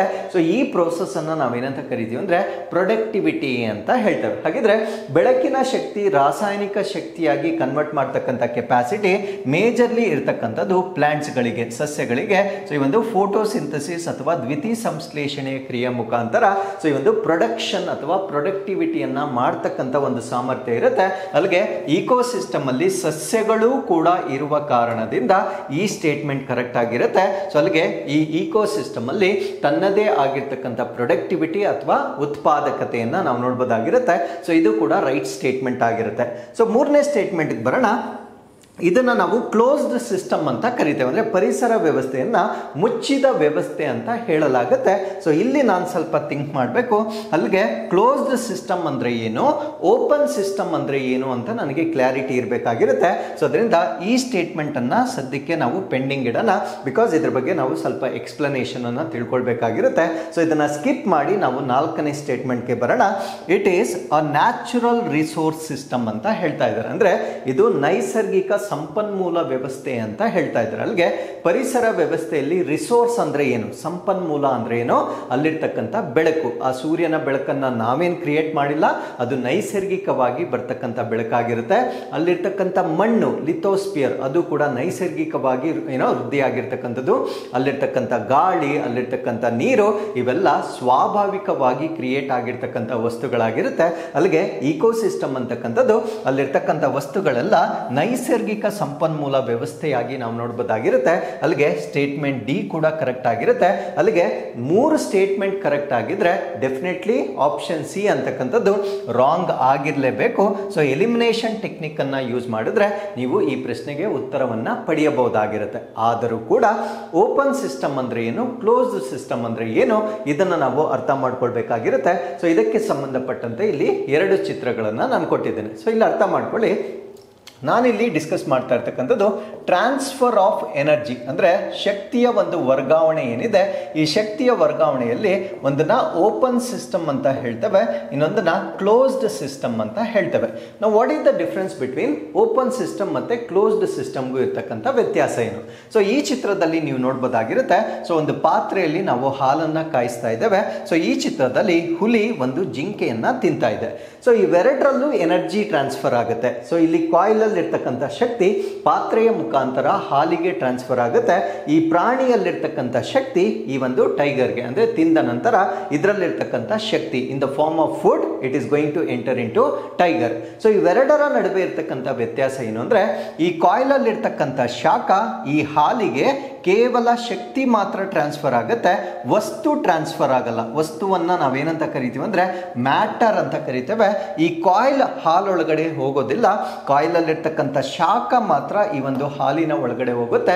ಸೊ ಈ ಸಿಸ್ಟಮ್ ಅನ್ನ ನಾವೇನಂತ ಕರಿತೀವಿ ಅಂದ್ರೆ ಕ್ಲೋಸ್ಡ್ ಸಿಸ್ಟಮ್ ಅಂತ ಕರಿತೇವೆ. ಕ್ಲೋಸ್ಡ್ ಸಿಸ್ಟಮ್ ನ ಅರ್ಥ ಏನು ಅಂದ್ರೆ ಶಕ್ತಿ ಮಾತ್ರ ವರ್ಗಾವಣೆ ಆಗಿ ವಸ್ತು ವರ್ಗಾವಣೆ ಆಗದಿದ್ದರೆ, only energy is getting transferred but not the matter, ಅದನ್ನ ನಾವೇನಂತ ಕರಿತೀವಿ ಅಂದ್ರೆ ಕ್ಲೋಸ್ಡ್ ಸಿಸ್ಟಮ್ ಅಂತ ಕರೀತೇವೆ. ಸೊ ಈ ಎಕ್ಸಾಂಪಲ್ಗೆ ಬರೋಣ. ಇಲ್ಲಿ ಪ್ರಾಣಿ ಅಂತಕ್ಕಂಥದ್ದು ಈ ಒಂದು ಜೀವಿಯನ್ನ ತಿನ್ನುತ್ತೆ. ಸೊ ಈ ಜೀವಿಯನ್ನ ತಿಂದಾಗ ಇದರಲ್ಲಿರ್ತಕ್ಕಂಥ ಶಕ್ತಿ ಕೂಡ ವರ್ಗಾವಣೆ ಆಗುತ್ತೆ, ಈ ಮಾಂಸ ಕೂಡ ಇದರೊಳಗಡೆ ವರ್ಗಾವಣೆ ಆಗುತ್ತೆ, ಅಲ್ಲಿಗೆ ಎನರ್ಜಿ ಕೂಡ ಟ್ರಾನ್ಸ್ಫರ್ ಆಯಿತು, ಮ್ಯಾಟರ್ ಕೂಡ ಟ್ರಾನ್ಸ್ಫರ್ ಆಯಿತು. ಸೊ ಈ ರೀತಿಯಾಗಿರ್ತಕ್ಕಂಥ ಅನುವರ್ತನೆಯನ್ನ ನಾವೇನಂತ ಕರಿತೀವಿ ಅಂದ್ರೆ ಓಪನ್ ಸಿಸ್ಟಮ್ ಅಂತ ಹೇಳ್ತೇವೆ. ಅಲ್ಲಿಗೆ ನಮ್ಮ ಪರಿಸರ ವ್ಯವಸ್ಥೆಯಲ್ಲಿ ಈ ಒಂದು ಓಪನ್ ಸಿಸ್ಟಮ್ ಅಲ್ಲಿ ಜೀವಿಗಳು ಇಂಟರಾಕ್ಟ್ ಆಗ್ತಕ್ಕಂಥದ್ದನ್ನ ನಾವು ನೋಡಬಹುದಾಗಿರುತ್ತೆ. ಅಲ್ಲಿಗೆ ಪರಿಸರ ವ್ಯವಸ್ಥೆಯನ್ನ ನಾವು ಏನಂತ ಕರಿಬೇಕಂದ್ರೆ ಓಪನ್ ಸಿಸ್ಟಮ್ ಅಂತ ಕರಿಬೇಕು, ಕ್ಲೋಸ್ಡ್ ಸಿಸ್ಟಮ್ ಅಂತ ಕರಿಬಾರ್ದು. ಸೊ ಅಲ್ಲಿಗೆ ಓಪನ್ ಸಿಸ್ಟಮ್ ನ ಡೆಫಿನೇಷನ್ ಏನು ಅಂದ್ರೆ, ಈ ಒಂದು ವ್ಯವಸ್ಥೆಯಲ್ಲಿ ತನ್ನ ಸುತ್ತಮುತ್ತಲಿನ ಪರಿಸರದಲ್ಲಿ ಶಕ್ತಿ ಮತ್ತು ವಸ್ತು ಎರಡೂ ವರ್ಗಾವಣೆ ಆದರೆ ಅದನ್ನ ನಾವೇನಂತ ಕರಿತೀವಿ ಅಂದ್ರೆ ಮುಕ್ತ ವ್ಯವಸ್ಥೆ ಅಥವಾ ಓಪನ್ ಸಿಸ್ಟಮ್ ಅಂತ ಹೇಳ್ತೇವೆ. So both energy and matter are exchange between the system and its surroundings and that system is called as ecosystem. ಯಾಕಂದ್ರೆ ನಮಗೆ ಇಕೋಸಿಸ್ಟಮ್ ಮೇಲೆ ಡೆಫಿನೇಷನ್ ಗೊತ್ತಿದೆ. ಇಕೋಸಿಸ್ಟಮ್ ಅಂದ್ರೆ ಅದು ಪರಸ್ಪರ ಇಂಟರಾಕ್ಷನ್ ಆಗೋದನ್ನ ನಾವು ಇಕೋಸಿಸ್ಟಮ್ ಅಂತ ಹೇಳ್ತೇವೆ. ಸೊ ಇಲ್ಲಿ ನಾವು ಇಂಟರಾಕ್ಷನ್ ಅನ್ನ ನಾವು ನೋಡಬಹುದಾಗಿರುತ್ತೆ. ಯಾವಾಗ ಇಂಟರಾಕ್ಷನ್ ಆಗುತ್ತೆ ಅಲ್ಲಿರ್ತಕ್ಕಂಥ ವಸ್ತು ಮತ್ತೆ ಶಕ್ತಿ ಎರಡೂ ಕೂಡ ವರ್ಗಾವಣೆ ಆಗ್ತಕ್ಕಂಥ ಒಂದು ಪದ್ಧತಿಯನ್ನ ನಾವು ಓಪನ್ ಸಿಸ್ಟಮ್ ಅಂತ ಹೇಳ್ತೇವೆ. ಬರೀ ಶಕ್ತಿ ಮಾತ್ರ ವರ್ಗಾವಣೆ ಆಗಿ ವಸ್ತು ಅಲ್ಲೇ ಉಳಿದುಕೊಂಡರೆ ಅದನ್ನ ನಾವು ಕ್ಲೋಸ್ಡ್ ಸಿಸ್ಟಮ್ ಅಂತ ಹೇಳ್ತೇವೆ. ಸೊ ಅಲ್ಲಿಗೆ ಆಪ್ಷನ್ ಸಿ ಏನಿರುತ್ತೆ, ಸೊ ಈ ಪ್ರಶ್ನೆಯಲ್ಲಿ ಪ್ರಶ್ನೆಯಲ್ಲಿ ಕೊಟ್ಟಿರ್ತಕ್ಕಂಥ it is a closed system ಅಂತ ಏನು ಕೊಟ್ಟಿದ್ದಾರೆ, ಸೊ ಇದು ತಪ್ಪು ಆಯ್ಕೆ ಆಗಿರುತ್ತೆ. So it is open system ಅಂತ ಕೊಟ್ಟಿದ್ದಿದ್ರೆ ಸೊ ಇದು ಸರಿಯಾಗಿರ್ತಕ್ಕಂಥ ಉತ್ತರವಾಗಿರ್ತಾ ಇತ್ತು. ಸೊ ಅಲ್ಲಿಗೆ ಈ ಪ್ರಶ್ನೆಗೆ ಆಪ್ಷನ್ ಸಿ ಸರಿಯಾಗಿರ್ತಕ್ಕಂಥ ಉತ್ತರವಾಗಿರುತ್ತೆ. So with this let's get into question number 3. Which of the following is the correct order of biological organization ranging from organism to biosphere? So ಜೀವಿಯಿಂದ ಜೀವಗೋಳದವರೆಗೆ, ಜೀವಿ ಅಂದರೆ ಚಿಕ್ಕದು, ಜೀವಗೋಳ ಅಂದರೆ ಬೃಹತ್ ಸಮುದಾಯವಾಗಿರುತ್ತೆ. ಸೊ ಜೀವಿಗಳಿಂದ ಪ್ರಾರಂಭ ಮಾಡಿ ಜೀವಗೋಳದವರೆಗೆ ಜೈವಿಕ ಸಂಘಟನೆಯ ಸರಿಯಾದ ಕ್ರಮವು ಈ ಕೆಳಗಿನವುಗಳಲ್ಲಿ ಯಾವುದು ಅಂತ ಕೊಟ್ಟಿದ್ದಾರೆ. ಸೊ ಇದನ್ನು ನಾವು ಎಕಾಲಜಿಯಲ್ಲಿ ಲೆವೆಲ್ಸ್ ಆಫ್ ಆರ್ಗನೈಸೇಷನ್ ಅಂತ ಹೇಳ್ತೇವೆ. ಸೊ ಸಂಘಟನೆಯ ಒಂದು ಕ್ರಮ ಅಂತ ಹೇಳ್ತೇವೆ. ಈ ಸಂಘಟನೆಯ ಕ್ರಮಕ್ಕೆ ಸಂಬಂಧಪಟ್ಟಂತೆ ಜೀವಿಗಳನ್ನು ನಾವು ಲೋಯೆಸ್ಟ್ ಇಂದ ಹೈಯೆಸ್ಟ್ ಲೆವೆಲ್ಗೆ ಅರೇಂಜ್ ಮಾಡ್ತಕ್ಕಂಥದ್ದನ್ನ ಲೆವೆಲ್ ಆಫ್ ಆರ್ಗನೈಸೇಷನ್ ಅಂತ ಹೇಳ್ತೇವೆ. ಇಲ್ಲಿ ನೋಡಿ ಹೆಸರಲ್ಲೇ ಇದೆ ಲೆವೆಲ್. ಲೆವೆಲ್ ಅಂದ್ರೆ ಹಂತಗಳು, ಒಂದು ಹಂತದಿಂದ ಇನ್ನೊಂದು ಹಂತಕ್ಕೆ ಅದು ಹೆಚ್ಚಾಗ್ತಾ ಹೋಗುತ್ತೆ. ಸೊ ಈ ಒಂದು ಕ್ರೊನಾಲಜಿಯಲ್ಲಿ ಸ್ಮಾಲೆಸ್ಟ್ ಇಂದ ಹೈಯೆಸ್ಟ್ ಗೆ ಅರೇಂಜ್ ಮಾಡಿ ಅಂತ ಪ್ರಶ್ನೆ ಕೇಳಿದ್ದಾರೆ. ಸೊ ಸ್ಮಾಲೆಸ್ಟ್ ಅಂತ ನನ್ಗೆ ಹೆಂಗ್ ಗೊತ್ತಾಯ್ತು ಅಂದ್ರೆ ಜೀವಿ ಅಂದ್ರೆ ಡೆಫಿನೆಟ್ಲಿ ಅದು ಚಿಕ್ಕದಾಗಿರುತ್ತೆ, ಜೀವಗೋಳ ಅಂದ್ರೆ ಅದು ಡೆಫಿನೆಟ್ಲಿ ದೊಡ್ಡದಾಗಿರುತ್ತೆ. ಸೊ ಇದರ ಸರಿಯಾದ ಕ್ರಮ ಯಾವ್ದು ಕೊಟ್ಟಿದ್ದಾರೆ ಅನ್ನೋದನ್ನ ನಾವಿಲ್ಲಿ ನೋಡ್ಬೋದಾಗಿರುತ್ತೆ. ಸೊ ಆಯ್ಕೆಗಳನ್ನ ನೋಡೋದಕ್ಕಿಂತ ಮುಂಚೆ ನಾವಿಲ್ಲಿ ಇದರ ಕಾನ್ಸೆಪ್ಟ್ ಅನ್ನ ನಾವು ತಿಳ್ಕೊಳ್ಳೋಣ. ಪರಿಸರ ವಿಜ್ಞಾನದಲ್ಲಿ ಸಂಘಟನೆಯ ಹಂತಗಳು ಅಥವಾ ಲೆವೆಲ್ಸ್ ಆಫ್ ಆರ್ಗನೈಸೇಷನ್ ಅಂತ ಹೇಳ್ತೇವೆ. ಸೊ ಯಾವುದೇ ಒಂದು ಪರಿಸರ ವ್ಯವಸ್ಥೆಯಲ್ಲಿ the smallest level of organisation ಅನ್ನು ನಾವು ಇಂಡಿವಿಜುವಲ್ ಅಂತ ಹೇಳ್ತೇವೆ. ಇಂಡಿವಿಜುವಲ್ ಅಂದ್ರೆ ಒಂದೇ ಜೀವಿ ಅಥವಾ ಏಕ ಜೀವಿಯನ್ನ ನಾವೇನಂತ ಕರಿತೀವಿ ಅಂದ್ರೆ ಇಂಡಿವಿಜುವಲ್ ಅಂತ ಹೇಳ್ತೇವೆ. ಸೊ ಇದು ಲೋಯೆಸ್ಟ್ ಆಗಿರುತ್ತೆ. ಸೊ ಇಲ್ಲಿಂದ ಈ ಒಂದು ಲೆವೆಲ್ಸ್ ಆಫ್ ಆರ್ಗನೈಸೇಷನ್ ಪ್ರಾರಂಭವಾಗುತ್ತೆ. ಸೊ ಒಂದು ಜೀವಿಯಿಂದ ಸ್ಟಾರ್ಟ್ ಆಗುತ್ತೆ. ಸೊ ಈ ಒಂದು ಜೀವಿಗಳನ್ನ ಒಟ್ಟಿಗೆ ಸೇರಿಸಿದ್ರೆ ಅದನ್ನ ನಾವೇನಂತ ಕರಿತೀವಿ ಅಂದ್ರೆ ಪಾಪ್ಯುಲೇಷನ್, ಜನಸಂಖ್ಯೆ ಅಥವಾ ಸಂದಣಿ ಅಂತ ಕರಿತೇವೆ. ಇಮ್ಯಾಜಿನ್ ಇವಾಗ ಲಯನ್ಸ್. ಸೊ ಲಯನ್ ಒಂದೇ ಒಂದಿದ್ರೆ ಅದನ್ನ ಇಂಡಿವಿಜುವಲ್ ಅಂತ ಹೇಳ್ತೇವೆ. ಸೊ ಸಿಂಹಗಳನ್ನೆಲ್ಲವನ್ನ ಒಂದೇ ಕಡೆ ನಾವು ಕೂಡಿಸಿ ಅದನ್ನ ಕೌಂಟ್ ಮಾಡಿದ್ರೆ ಅದನ್ನ ನಾವೇನಂತ ಕರಿತೀವಿ ಅಂದ್ರೆ ಪಾಪ್ಯುಲೇಷನ್ ಅಂತ ಹೇಳ್ತೇವೆ. ಸೊ ಯಾವಾಗ್ಲಾದ್ರೂ ಅಷ್ಟೇ ನಾವು ಪಾಪ್ಯುಲೇಷನ್ ಅಂತ ಹೇಳ್ಬೇಕಾಗಿದ್ರೆ ಅದು ಒಂದೇ ಪ್ರಭೇದಕ್ಕೆ ಅಥವಾ ಒಂದೇ ಸ್ಪೀಶೀಸ್ಗೆ ಸೇರಿದ್ರೆ ಮಾತ್ರ ಅದನ್ನ ನಾವು ಪಾಪ್ಯುಲೇಷನ್ ಅಂತ ಹೇಳ್ಬೋದಾಗಿರುತ್ತೆ. ಹಾಗಿದ್ರೆ ನಮ್ಮ ಪರಿಸರ ವ್ಯವಸ್ಥೆಯಲ್ಲಿ ಕೇವಲ ಒಂದು ಜೀವಿ ಮಾತ್ರ ಇರೋದಿಲ್ಲ, ಅನೇಕ ಜೀವಿಗಳನ್ನ ನಾವು ನೋಡ್ಬೋದಾಗಿರುತ್ತೆ. ಆ ಎಲ್ಲ ಜೀವಿಗಳನ್ನ ಒಟ್ಟಿಗೆ ತೆಗೆದುಕೊಂಡ್ರೆ ಅದನ್ನ ನಾವೇನಂತ ಕರಿತೀವಿ ಅಂದ್ರೆ ಕಮ್ಯುನಿಟಿ ಅಥವಾ ಸಮುದಾಯ ಅಂತ ಹೇಳ್ತೇವೆ. ಟೈಗರ್ ಇರುತ್ತೆ, ಲಯನ್ ಇರುತ್ತೆ, ಡೀರ್ ಇರುತ್ತೆ, ರ್ಯಾಬಿಟ್ ಇರುತ್ತೆ. ಸೊ ಇವೆಲ್ಲವನ್ನ ಒಟ್ಟಿಗೆ ಕನ್ಸಿಡರ್ ಮಾಡಿದ್ರೆ ಅದನ್ನ ಕಮ್ಯುನಿಟಿ ಅಥವಾ ಸಮುದಾಯ ಅಂತ ಹೇಳ್ತೇವೆ. ಸಮುದಾಯದಲ್ಲಿ ಬೇರೆ ಬೇರೆ ಪ್ರಭೇದಗಳಿಗೆ ಸೇರಿರ್ತಕ್ಕಂಥ ಜೀವಿಗಳನ್ನ ಒಟ್ಟಿಗೆ ಹೇಳೋದನ್ನ ನಾವೇನಂತ ಕರಿತೀವಿ ಅಂದ್ರೆ ಸಮುದಾಯ ಅಂತ ಕರಿತೇವೆ. ಸೊ ಈ ಸಮುದಾಯ ಪರಿಸರ ವ್ಯವಸ್ಥೆಯಲ್ಲಿದ್ದಾಗ ಅದು ತನ್ನೊಡನೆ ಇಂಟರಾಕ್ಷನ್ ಅನ್ನ ಮಾಡುತ್ತೆ. ಅಲ್ಲಿರ್ತಕ್ಕಂಥ ಅಬಯೋಟಿಕ್ ಫ್ಯಾಕ್ಟರ್ಸ್ ನೊಳಗೆ ಕೂಡ ಅದು ಇಂಟರಾಕ್ಷನ್ ಅನ್ನ ಮಾಡುತ್ತೆ. ಈ ಇಂಟರಾಕ್ಷನ್ ಮಾಡ್ತಕ್ಕಂಥ ಒಂದು ವ್ಯವಸ್ಥೆಯನ್ನ ನಾವೇನಂತ ಕರಿತೀವಿ ಅಂದ್ರೆ ಈಕೋಸಿಸ್ಟಮ್ ಅಥವಾ ಪರಿಸರ ವ್ಯವಸ್ಥೆ ಅಂತ ಹೇಳ್ತೇವೆ. ಸೊ ಈಕೋಸಿಸ್ಟಮ್ ಬಗ್ಗೆ ನಿಮ್ಗೆ ಆಲ್ರೆಡಿ ಡೆಫಿನೇಷನ್ ಗೊತ್ತಿದೆ. ಸೊ ಕಮ್ಯುನಿಟಿ ಆದ ನಂತರ ಅವೆಲ್ಲ ಇಂಟರಾಕ್ಟ್ ಮಾಡ್ಲಿಕ್ಕೆ ಪ್ರಾರಂಭ ಮಾಡ್ತವೆ. ಆ ವ್ಯವಸ್ಥೆಯನ್ನ ನಾವೇನಂತ ಕರಿತೀವಿ ಅಂದ್ರೆ ಈಕೋಸಿಸ್ಟಮ್ ಅಥವಾ ಪರಿಸರ ವ್ಯವಸ್ಥೆ ಅಂತ ಹೇಳ್ತೇವೆ. ಸೊ ವಿವಿಧ ಪರಿಸರ ವ್ಯವಸ್ಥೆಗಳನ್ನೆಲ್ಲ ಒಟ್ಟಿಗೆ ಸೇರಿಸಿ ನಾವೇನಂತ ಕರಿತೀವಿ ಅಂದ್ರೆ ಬಯೋಮ್ ಅಥವಾ ಜೀವ ಸಮೂಹ ಅಂತ ಹೇಳ್ತೇವೆ. ಜೀವ ಸಮೂಹ ಅಂದ್ರೆ ಬೇರೆ ಬೇರೆ ಪರಿಸರ ವ್ಯವಸ್ಥೆಗಳನ್ನೆಲ್ಲ ಸೇರಿಸಿ ನಾವೇನಂತ ಕರಿತೀವಿ ಅಂದ್ರೆ ಬಯೋಮ್ ಅಥವಾ ಜೀವ ಸಮೂಹ ಅಂತ ಹೇಳ್ತೇವೆ. ಈ ಜೀವ ಸಮೂಹ ಇರ್ತಕ್ಕಂಥದ್ದು ನಮ್ಮ ಬಯೋಸ್ಪಿಯರ್ ಅಲ್ಲಿ ಅಥವಾ ಜೀವಗೋಳದಲ್ಲಿ. ಸೊ ಬಯೋಸ್ಪಿಯರ್ ಅನ್ನ ನಾವು ಹೈಯೆಸ್ಟ್ ಲೆವೆಲ್ ಆಫ್ ಆರ್ಗನೈಸೇಷನ್ ಅಂತ ಹೇಳ್ತೇವೆ. ಕಾರಣ ಏನು ಅಂದ್ರೆ ಇದು ವಿಶಾಲವಾಗಿರ್ತಕ್ಕಂಥ ಭೂಗೋಳಿಕ ಪ್ರದೇಶವನ್ನ ವ್ಯಾಪ್ತಿಯನ್ನ ಹೊಂದಿರತಕ್ಕಂಥ ಒಂದು ಕಾನ್ಸೆಪ್ಟ್ ಆಗಿರೋದ್ರಿಂದ ಬಯೋಸ್ಪಿಯರ್ ಅನ್ನ ನಾವು ಹೈಯೆಸ್ಟ್ ಲೆವೆಲ್ ಆಫ್ ಆರ್ಗನೈಸೇಷನ್ ಅಂತ ಹೇಳ್ತೇವೆ. ಅಲ್ಲಿಗೆ ಲೋಯೆಸ್ಟ್ ಇಂದ ಸ್ಟಾರ್ಟ್ ಮಾಡಿದ್ರೆ ಇಂಡಿವಿಜುವಲ್ ಏಕಜೀವಿ, ಅದಾದ್ಮೇಲೆ ಪಾಪ್ಯುಲೇಷನ್ ಜನಸಂಖ್ಯೆ ಅಥವಾ ಸಂದಣಿ, ಪಾಪ್ಯುಲೇಷನ್ ಆದ್ಮೇಲೆ ಕಮ್ಯುನಿಟಿ ಅಥವಾ ಸಮುದಾಯ, ಸಮುದಾಯ ಆದ್ಮೇಲೆ ಈಕೋಸಿಸ್ಟಮ್ ಅಥವಾ ಪರಿಸರ ವ್ಯವಸ್ಥೆ, ಪರಿಸರ ವ್ಯವಸ್ಥೆ ಆದ್ಮೇಲೆ ಬಯೋಮ್ ಅಥವಾ ಜೀವ ಸಮೂಹ ಅಂತ ಬರುತ್ತೆ. ಬಯೋಮ್ ಆದ್ಮೇಲೆ ಬಯೋಸ್ಪಿಯರ್ ಅಥವಾ ಜೀವಗೋಳ ಅಂತ ಬರುತ್ತೆ. ಸೊ ಈಗ ನಮಗೆ ಬೇಸಿಕ್ ಕ್ರೊನಾಲಜಿ ಅರ್ಥ ಆಗಿದೆ. ಈಗ ನಾವು ನಾವು ಪ್ರಶ್ನೆಗೆ ವಾಪಸ್ ಹೋಗೋಣ. ಸೊ ಒಂದೊಂದು ಪ್ರಶ್ನೆಯಲ್ಲಿ ಒಂದೊಂದು ಆಯ್ಕೆಯನ್ನ ನಾವಿಲ್ಲಿ ನೋಡ್ತಾ ಬರೋಣ. ಸೊ ಮೊದಲನೇ ಆಯ್ಕೆ ಡೆಫಿನೆಟ್ಲಿ ಪಾಪ್ಯುಲೇಷನ್ ಇಂದ ಸ್ಟಾರ್ಟ್ ಆಗಿದೆ. ಸೊ ಇಲ್ಲಿ ಇನ್ನೊಂದು ಪಾಯಿಂಟ್ ಹೇಳೋದಾದ್ರೆ ಅವರು ಎಲ್ಲವನ್ನ ಮೆನ್ಷನ್ ಮಾಡಲೇಬೇಕು ಅಂತ ಏನು ರೂಲ್ ಇರೋದಿಲ್ಲ. ಅವರು ಮಧ್ಯದಿಂದ ಎಲ್ಲಿ ಬೇಕಾದ್ರೂ ಸ್ಟಾರ್ಟ್ ಮಾಡಬಹುದಾಗಿರುತ್ತೆ. ಬಟ್ ಅದು ಇಂಟರ್ ಕನೆಕ್ಟಿವಿಟಿ ಕರೆಕ್ಟ್ ಆಗಿದೆಯಾ ಇಲ್ವಾ ಅನ್ನೋದನ್ನ ನಾವು ಚೆಕ್ ಮಾಡಬೇಕಾಗಿರುತ್ತೆ. ಸೊ ಎಲ್ಲಾ ಪ್ರಶ್ನೆಯಲ್ಲೂ ಇಂಡಿವಿಜುವಲ್ ಇಂದನೇ ಸ್ಟಾರ್ಟ್ ಮಾಡ್ಬೇಕಂತ ಏನ್ ರೂಲ್ ಇರೋದಿಲ್ಲ. They can start the option from community also. ಅರ್ಥ ಆಯ್ತಲ್ವಾ? ಬಟ್ ಅದಾದ ನಂತರ ನೆಕ್ಸ್ಟ್ ಏನ್ ಬರುತ್ತೆ ಅದು ಸರಿಯಾದ ಕ್ರಮದಲ್ಲಿ ಇದೆಯಾ ಇಲ್ವಾ ಅನ್ನೋದನ್ನ ಮಾತ್ರ ನಾವು ಚೆಕ್ ಮಾಡಬೇಕಾಗಿರುತ್ತೆ. So look at the option. So ಇಲ್ಲಿ ಪಾಪ್ಯುಲೇಷನ್ ಅಥವಾ ಸಂದಣಿ ಅಥವಾ ಜನಸಂಖ್ಯೆಯಿಂದ ಪ್ರಾರಂಭ ಮಾಡಿದ್ದಾರೆ. ಸೊ ಜನಸಂಖ್ಯೆ ಆದ್ಮೇಲೆ ಏನ್ ಬರಬೇಕಾಗಿತ್ತು? ಕಮ್ಯುನಿಟಿ ಅಥವಾ ಸಮುದಾಯ ಬರಬೇಕಾಗಿತ್ತು. ಬಟ್ ಇಲ್ಲಿ ಈಕೋ ಸಿಸ್ಟಮ್ ಅನ್ನ ಮಧ್ಯದಲ್ಲಿ ಕೊಟ್ಟಿದ್ದಾರೆ. ಸೊ ಅಲ್ಲಿಗೆ ಆಪ್ಷನ್ ಎ ಇದಕ್ಕೆ ರಾಂಗ್ ಆಗುತ್ತೆ. ನೆಕ್ಸ್ಟ್ ಕೊಟ್ಟಿದ್ದಾರೆ ಲ್ಯಾಂಡ್ಸ್ಕೇಪ್ ಅಂತ ಕೊಟ್ಟಿದ್ದಾರೆ, ಭೂದೃಶ್ಯ ಅಂತ ಕೊಟ್ಟಿದ್ದಾರೆ. ಸರ್ ನಾನು ಕೊಟ್ಟಿರ್ತಕ್ಕಂಥ ಒಂದು ಲೆವೆಲ್ಸ್ ಆಫ್ ಆರ್ಗನೈಸೇಷನ್ ಅಲ್ಲಿ ಈ ಪದನೇ ಇಲ್ಲ. ಸೊ ಇದೆಲ್ಲಿಂದ ಬಂತು ಹೊಸದು? ಸೊ ಅದರಿಂದ ನಮಗೆ ಪ್ರಶ್ನೆಗಳನ್ನ ಆನ್ಸರ್ ಮಾಡುವಾಗ ನಾವೊಂದು ಕಾಮನ್ ಸೆನ್ಸ್ ಬೇಸ್ಡ್ ಮೇಲೆ ಆನ್ಸರ್ ಮಾಡಬೇಕಾಗಿರುತ್ತೆ. ಸೊ ನಾವು ಬರೀತಾ ಇರ್ತಕ್ಕಂಥದ್ದು ಕಾಂಪಿಟೇಟಿವ್ ಎಕ್ಸಾಮಿನೇಷನ್ಸ್ ಯಥಾಸ್ಥಿತಿ ಬುಕ್ಕಲ್ಲಿ ಹೇಗಿತ್ತೋ ಹಾಗೆ ಪ್ರಶ್ನೆಗಳು ಬರಬೇಕಂತ ಯಾವುದು ರೂಲ್ ಇರೋದಿಲ್ಲ. ಸೊ ಅವರು ಎಲ್ಲೆಲ್ಲಿ ಸಾಧ್ಯ ಇರುತ್ತೆ ಅಲ್ಲಿ ಟ್ವಿಸ್ಟ್ ಮಾಡಲಿಕ್ಕೆ ಪ್ರಯತ್ನ ಮಾಡ್ತಾರೆ. ಬಟ್ ನಾವು ಅದನ್ನ ಸ್ಮಾರ್ಟ್ ಆಗಿ ಆನ್ಸರ್ ಮಾಡೋದನ್ನ ಕಲಿಬೇಕಾಗಿರುತ್ತೆ. ಇಮ್ಯಾಜಿನ್ ನನಗೆ ಲ್ಯಾಂಡ್ಸ್ಕೇಪ್ ಅನ್ನೋದು ಗೊತ್ತಿಲ್ಲ. ಸೊ ಇಲ್ಲಿ ಕಮ್ಯುನಿಟಿ ಕೊಟ್ಟಿದ್ದಾರೆ, ಕಮ್ಯುನಿಟಿ ಆದ್ಮೇಲೆ ಈಕೋ ಸಿಸ್ಟಮ್ ಆದ್ಮೇಲೆ ಪಾಪ್ಯುಲೇಷನ್ ಕೊಟ್ಟಿದ್ದಾರೆ. ಅಫ್ಕೋರ್ಸ್ ನಮಗೆ ಕ್ರೊನಾಲಜಿ ಪ್ರಕಾರ ಪಾಪ್ಯುಲೇಷನ್ ಫಸ್ಟ್ ಅಲ್ಲಿ ಬರಬೇಕಾಗಿತ್ತು. ಸೊ ಈ ಒಂದು ಕಾಂಟೆಕ್ಸ್ಟ್ ಅಲ್ಲಿ ಆಪ್ಷನ್ ಬಿ ಅನ್ನ ಕೂಡ ನಾನು ಎಲಿಮಿನೇಟ್ ಮಾಡ್ತೇನೆ. ಸೊ ನೆಕ್ಸ್ಟ್ ಆಪ್ಷನ್ ಬರೋಣ ಪಾಪ್ಯುಲೇಷನ್. ಸೊ ಜನಸಂಖ್ಯೆ ಅಥವಾ ಸಂದಣಿ ಆದ್ಮೇಲೆ ಕಮ್ಯುನಿಟಿ ಅಥವಾ ಸಮುದಾಯ ಕರೆಕ್ಟ್ ಆಗಿದೆ. ಸಮುದಾಯ ಆದ್ಮೇಲೆ ಏನಿದೆ? ಈಕೋ ಸಿಸ್ಟಮ್ ಇದೆ. ಈಕೋ ಸಿಸ್ಟಮ್ ಅಲ್ಲಿ ಇದು ನನಗೆ ಗೊತ್ತಿರಲಿಲ್ಲ, ಇದು ಲಾಸ್ಟ್ ಅಲ್ಲಿ ಕೊಟ್ಟಿದ್ದಾರೆ. ಬಟ್ ಮೊದಲ 3 ಕ್ರಮ ಪರ್ಫೆಕ್ಟ್ ಆಗಿದೆ. ಸೊ ಪ್ರಾಬಬಲಿ ಇದು ನನಗೆ ಕರೆಕ್ಟ್ ಆನ್ಸರ್ ಆಗುತ್ತೆ. ಸೊ ಇದನ್ನ ನಾವು ಮಾರ್ಕ್ ಮಾಡಿ ಇಟ್ಕೊಳ್ಳೋಣ. ಸೊ ನೆಕ್ಸ್ಟ್ ಬರೋಣ ಪಾಪ್ಯುಲೇಷನ್ ಅಂತ ಕೊಟ್ಟಿದ್ದಾರೆ. ಪಾಪ್ಯುಲೇಷನ್ ಮಧ್ಯದಲ್ಲಿ ಏನ್ ಕೊಟ್ಟಿದ್ದಾರೆ ಅಂದ್ರೆ ಲ್ಯಾಂಡ್ಸ್ಕೇಪ್ ಅಂತ ಕೊಟ್ಟಿದ್ದಾರೆ. ಸೊ ಇಲ್ಲಿ ನಾವು ಅರ್ಥ ಮಾಡ್ಕೊಳ್ಬೇಕು, ಲ್ಯಾಂಡ್ಸ್ಕೇಪ್ ಹೆಸರಲ್ಲೇ ಇದೆ ನೋಡಿ. ಲ್ಯಾಂಡ್ ಅಂದ್ರೆ ಸೊ ಅಲ್ಲಿ ಅಬಯೋಟಿಕ್ ಫ್ಯಾಕ್ಟರ್ಸ್ ಇರುತ್ತೆ ಮತ್ತೆ ಬಯೋಟಿಕ್ ಫ್ಯಾಕ್ಟರ್ಸ್ ಇರುತ್ತೆ. ಬಟ್ ಕಮ್ಯುನಿಟಿಯಲ್ಲಿ ಏನನ್ನು ಮಾತ್ರ ನಾವು ಡಿಸ್ಕಸ್ ಮಾಡ್ತೀವಿ? ಬಯೋಟಿಕ್ ಫ್ಯಾಕ್ಟರ್ಸ್ ಅನ್ನ ಮಾತ್ರ ಡಿಸ್ಕಸ್ ಮಾಡ್ತೇವೆ. ಅಲ್ಲಿಗೆ ಪಾಪ್ಯುಲೇಷನ್ ಆದ್ಮೇಲೆ ನೆಕ್ಸ್ಟ್ ಯಾವ್ದು ಬರಬೇಕಾಗಿತ್ತು ಅಂದ್ರೆ ಕಮ್ಯುನಿಟಿ ಬರಬೇಕಾಗಿತ್ತು. ಬಟ್ ಮಧ್ಯದಲ್ಲಿ ಏನ್ ಬಂದಿದೆ?